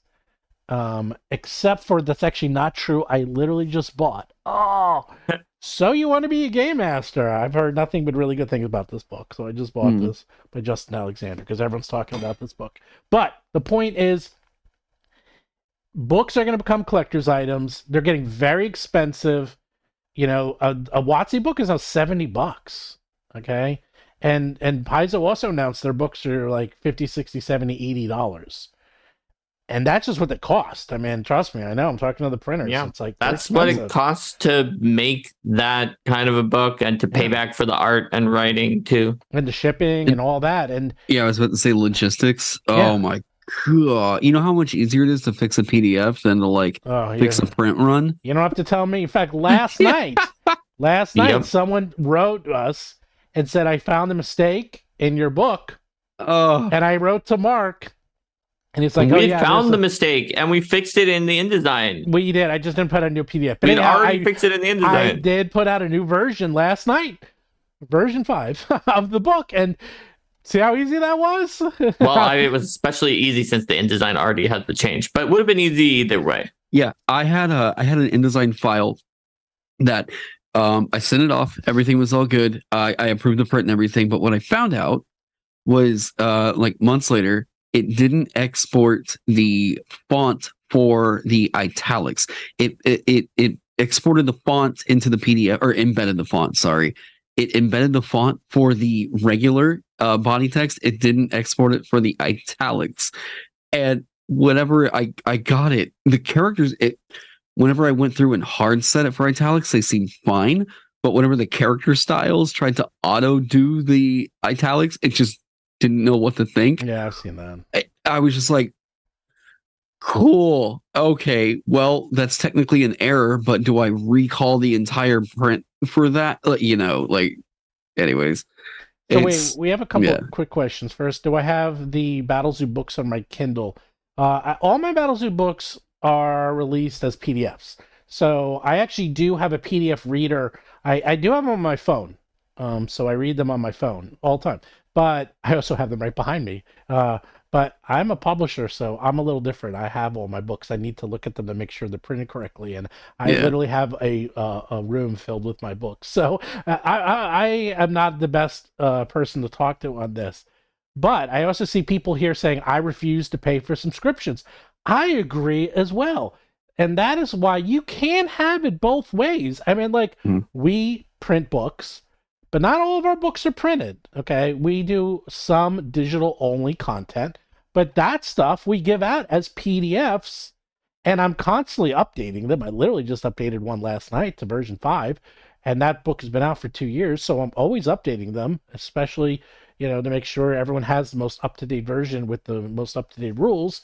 So you do own it. Yes, it is not technically the same as owning a physical book, but it's as close as I can get giving you a digital copy of a PDF, which is a pretty well-known and widely supported format that probably isn't going away anytime in the next 20 years. And you own that. That's yours. You own that PDF. As opposed to a D&D Beyond subscription service where you don't own anything. And it's all on their servers. And once you cancel that subscription, it's gone. I was just going to say, like, this is a big reason for me why I get print. I have to annotate my books. Like, I whenever I'm especially prepping something, like, this is Vaesen. So, some people think that this is a cardinal sin. I've got highlights. I don't know, you guys can stay mad, I guess. But I have to write down different notes to make sure I'm tracking, like, what all's happening. If I'm prepping a session, I need to know, like, you know what? That's a reference over here. Wait. You know, I do the same thing, but I do it a little differently. You and I are in the same boat, but I'll just give you an example of some of my pages. So, like, I'm running Agents of Edgewatch. I print out the pages because I have the PDFs, and then I put my notes on the PDFs on the pages. I can see that too. Yeah, that's what I do. But it's the same thing. But I've been doing this a long time. Like, this is the way I've been doing it pretty much for 20 years. Like, I always tried to get PDFs, and it was the best of both worlds, especially back then when everything was printed and PDF was a luxury. It's like, I really didn't want to write in my books. And also I like having this because this is just one chapter. So I only have to carry one chapter with me rather than the entire book. So, and when that chapter's done, I'll print out the next chapter. So, but I think all these are acceptable. And I think having digital only is fine as long as you give people the option to own digital only.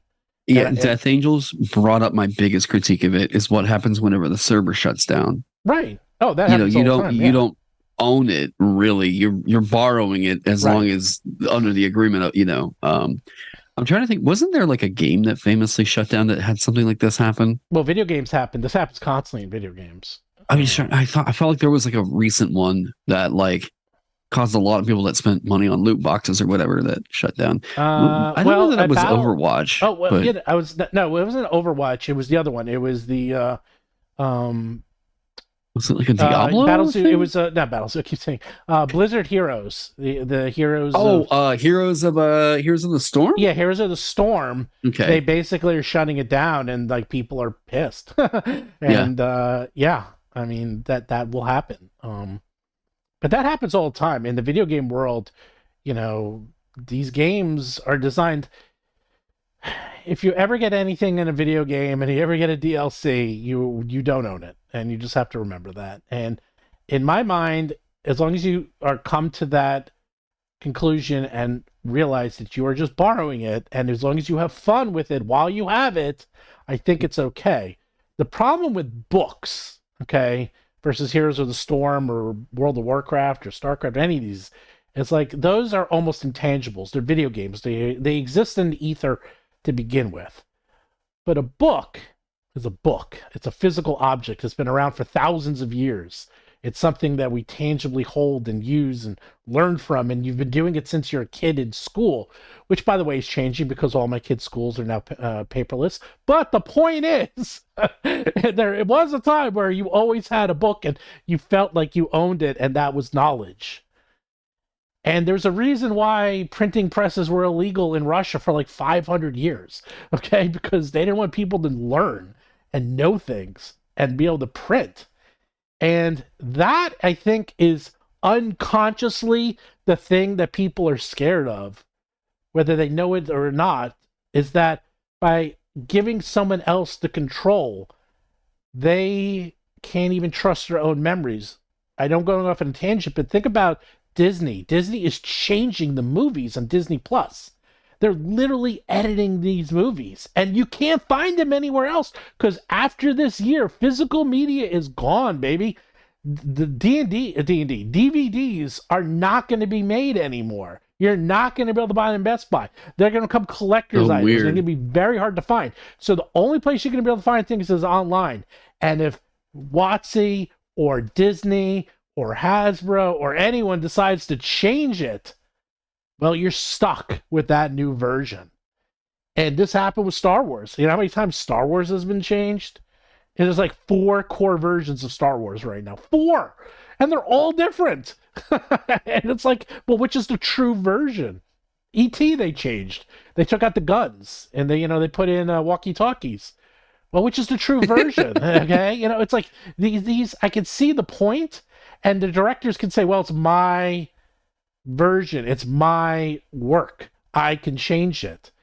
But is it? This is something we're going to be talking about, I think, a lot more in the next couple of years as physical media starts totally disappearing, as more and more things become digital only, start disappearing, or start being changed. Yeah. And suddenly people are like, well, what happened? Is my memory off? Did I remember things incorrectly? It's just so freaking weird, man. I will say, like, I don't want to seem like I'm like an anti-digital guy or anything like that, or like, physical purist or whatever. I'm just all for options. I would like to be able to choose how I would get the thing I'm trying to buy, right? Like, there's absolutely perks to owning it as a PDF, to having it on like a D&D Beyond like thing, or having the physical book. I would like the option of being able to choose which way I'm buying it, Mm-hmm.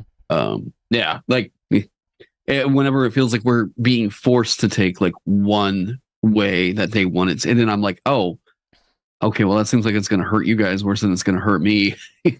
But yeah, but keep in mind, I knew this from day one because I remember when I was like, oh, new version of D&D, and when I was playing it actively, oh, where's the PDFs?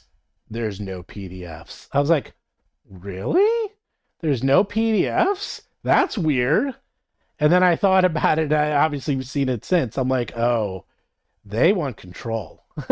They want to own it. They want to make sure you buy it 2 or 3 times because you buy the book and then you buy it on D&D Beyond, and then maybe you buy a subscription. And you know what?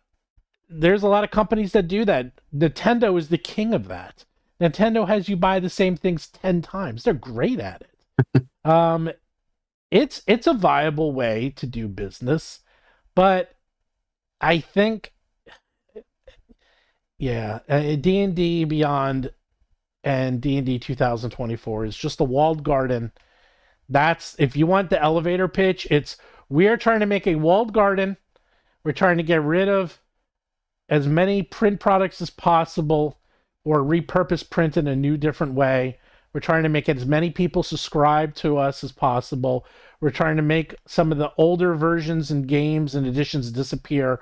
But if you want them, you can get them for a low price of $10 a month at D&D Beyond. And everything you need is there. You don't need to buy any of these $70, $80, $90 books. But if you do, we still make money. But instead of buying that $80 book, why don't you just pay $9.99 a month? Okay, there you go. And I hate to break it, as I'm looking at my Xbox Live subscription right here, it freaking works. Because I have Xbox Live, because I now pay, $15 a month to have all those games, because I'm not going to pay $70 for Starfield, but I'm willing to pay $15 to play it for a few hours and realize it's not for me, and I feel pretty good about that. And I hate to say it, it freaking works. Okay, it works. I know people are like, oh, I'm not going to do that. I'm not going to do that. I see all these people in chat like, I'm not going to pay for the digital subscription. You're in the vast minority. And I believe you when you say you won't. But unfortunately, that's just not the way the world is going to work. And unfortunately, I think WotC's going to win at the end. And the whole reason they're coming out with D&D 2024 is to make it digital, to boost D&D Beyond, to add all these rules that support their new digital VTT. Oh, another reason to go to PAX, there's very strong rumors that the VTT will be there for you to try out at PAX. Oh, baby. Yeah. But I think that is the goal. And that's it. You know, the fact that they get to change the rules, cool, fine. We'll do that too. That's not our fourth or fifth goal. So, personally. Well, what do you think, Mark? You've been quiet. Yeah, I mean, I agree with you. I think that people are buying into digital subscriptions, and so I kind of set it up because I thought there was a contradiction between the two of you, but it sounds like mostly we all agree. We all agree that our future is dim and dismal. The future is probably digital overall, even though I think all of us love books to collect, to have it in our hands, all three of us. Yeah. I do too. Yeah. But digital is a very strong future, and there's just so many reasons. And watching the price of shipping continue to go up, and it just being like, wow, this is ridiculous. So you're paying more to ship than you are like to get the book, with all of the effort that goes into making that book. And I don't want to minimalize the effort it takes to have a global infrastructure to ship things that I can get it anywhere in the world. That is, obviously, it takes skill and money and a lot of people, but at the point where you're paying more to move it than you are to actually create it, and people are okay with this, and I guess they're not happy, but they're like, well, it is what it is, and are less likely to want to pay an increase in the book cost. That's when you see that the ship, in this case, maybe isn't sailing because you don't have enough money to get it to sail on some of the going heavy on print primary.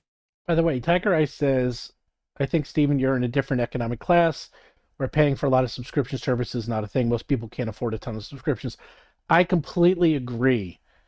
I, in fact, 1,000% agree that there's way too many subscription services, and some of them lock you in. Like, I have a subscription service to back up my phone, and I can't get rid of it. They just raise the price, and I'm like, you can't downgrade, and I can't get rid of it. I'm stuck.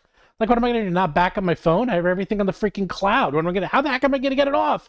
I can make it $1,000 a month. I'd probably be stuck. I'm like, they really got me. that one really bothered me because I was like, damn it. Like, sure, I can cancel Netflix or cancel Disney Plus. In fact, I did cancel Disney Plus, and my kids were like, why'd you cancel it? I watch it all the time. And I was like, oh, because I don't watch it. I was like, all right, I got it back.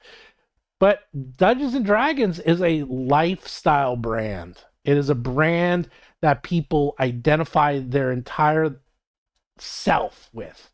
And if it comes down to it, they will spend the money to subscribe to this, especially if it's reasonable. And that's the difference, is that, like, we used to do this a lot. You know, you've heard Elastic and Elastic, like food versus a movie. Well, I think a lot of people will say, okay, I can either subscribe to D&D or subscribe to my Netflix or a Disney Plus or a Peacock. Well, I'll probably cancel one of those before I cancel my D&D, especially once I have what's called sticky material, which is what I just said about all my backups. All my backups are on the online Apple Plus or whatever it's called, so I can't get rid of it. I'm stuck forever. Well, guess what? If all your characters and all your books and all your information is on D&D Beyond, you're never going to cancel it because it's all there. What are you going to do? How are you going to get it off? And it's going to be very sticky. And that's the point. They want to make it as sticky as possible so that once you're on, you'll never get off, which I guarantee shocked them to their absolute core when 50,000 plus people canceled within a few weeks because they thought no one would cancel D&D Beyond. And it's still so funny. A lot of people did, and they lost millions and millions of dollars because of that. And if you don't believe me, look at the latest corporate statements. They lost a lot of money because of that. So, but they're going to make it. I think that's I changed my my elevator pitch. My elevator pitch for D&D 2024 is make it digital, make it sticky.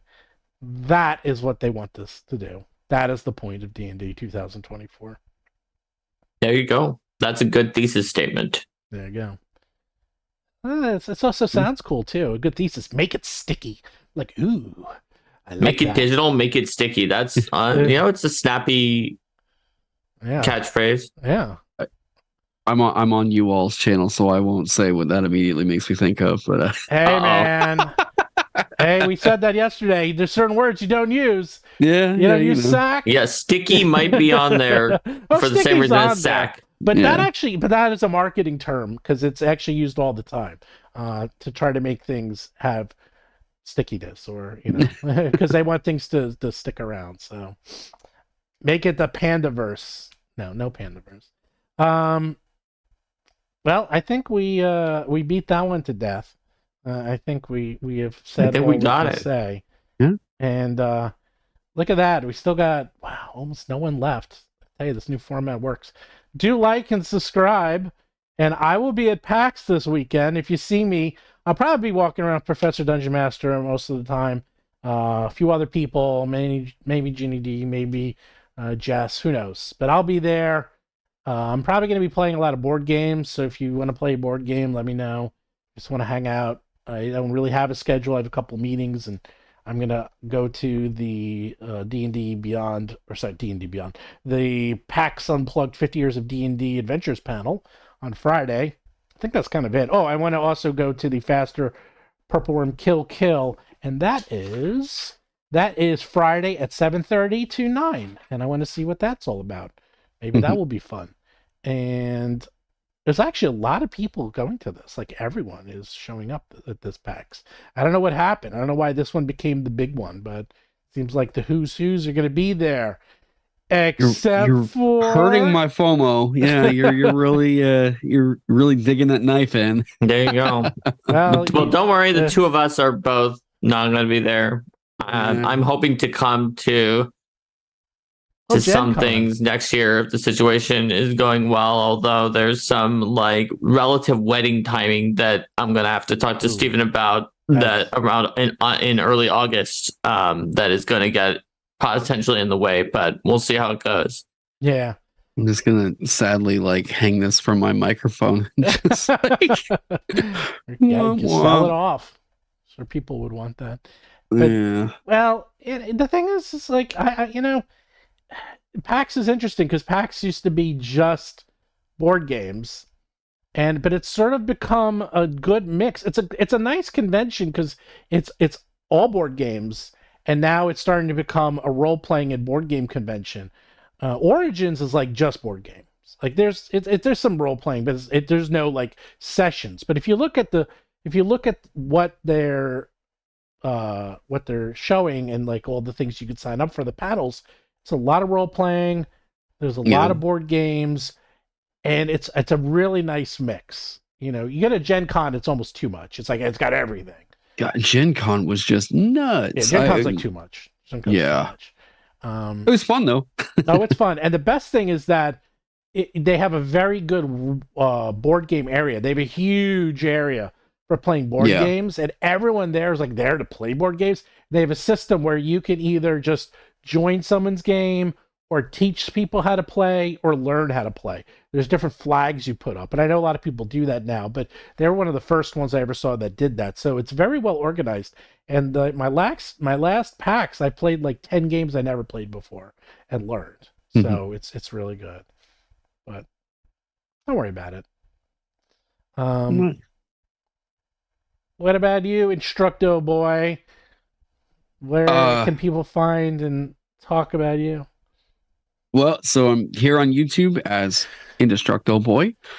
I'm also the founder of Land of the Blind, the company that I'm using to publish Vagabond My RPG, which you can find that over on Shopify and like the kind of intro to the system and everything like that over on my YouTube channel. I'm on Twitter. It seems like everyone thinks I poke bears over on Twitter, so that's fun. And I'm just kind of streaming over here on Twitch, and yeah, that's kind of about it. And I have a Discord. It's all about like game design and all that good business. So yeah. Yep. And thank you guys for bringing me on. Oh yeah. Thanks for coming. Yeah. We love having you on the show. Yeah, we'll bring you on more frequently. Can't have Derek on every week. We'll have you on a little bit more. Yeah. As well, especially as D&D 2024 gets closer and closer. Because we didn't even talk about any of the changes. Not that I think we needed to, but it is. I mean, because some people like some of them, some people won't, and they've done their own polling on it. But I think the big picture and the meta are more important for our discussion. No, for our pictures. Yeah, I mean, Derek says amen to not having him on every week. Amen. Amen. Derek, you're always invited. Even when I don't want you, you can show up. I always want you. I can give you guys like a quick summary of the Unearthed Arcana. Like, yeah, they bloated down Barbarian. Druid is a mess, but Monk looks fixed. There you go. So, there you go. My favorite class, so I'm actually kind of curious to play. It's looking pretty good. A Monk, at least. Yeah. All right, well, we'll see. I'm in the Monk and Pathfinder. That is the most played class in all my games. They love it. They love that Monk. That Monk is I would great. say the Pathfinder 2e Monk has been, I think, the most successful Monk of all the ones I've seen. Because in most editions, Monk is always the one where people are like, it didn't work. It didn't do all the things I wanted. And I know Eric Mona's theory for that he discussed one time when we were talking about in designing the Monk, like, why does everybody always have issues with monks, is because Monk is attempting to get the entire, like, multiple entire genres of martial arts movies that really could be their entire role-playing game with 13 different classes into one class, in the same way as if, imagine you had a role-playing game in China or Japan or anywhere in Asia, right, that had all these different classes that were based on like Asian themes, and then they had a Westerner class, and the Westerner class was knights and also wizards and also like rogues and clerics and anything that was from Western fantasy was just one class, and it probably wouldn't work. And so it's difficult because anytime you do anything with the monk and they have any downsides, like, well, in this one martial arts movie, though, he was actually really good at that kind of thing. Yeah. And so I feel like PF2 Monk managed it. One of the ways it did was by letting you choose your saving throw progression so that whatever martial arts movie you were looking at, you can pick the progression that matches that character. Yeah, that's the best part, because I have two monks in 2 games, and they're very different from one another, and they're both awesome at what they do. You know, one of them uses lightning and fire, and he just is, you know what I'm telling you, the Jalmari Heaven Seeker, and he loves it. Every time he does it, he's like, oh, and he's like fighting with lightning bolts coming out of his hands, and he loves it. And the other one is Mountain Stance, and he's always on the earth, like, you know, he's a mountain and just punches everyone. So it's great. It's really good. The other one's Crane Stance. He's flying around all over the place. It's really interesting. It's like the same class, and they're played completely differently. And that, my friends, is the power of Pathfinder. Anyhow, thanks everyone. Take care, everybody. We'll see you. Otherwise, we'll be here next week with another exciting episode of Roll for Combat Live.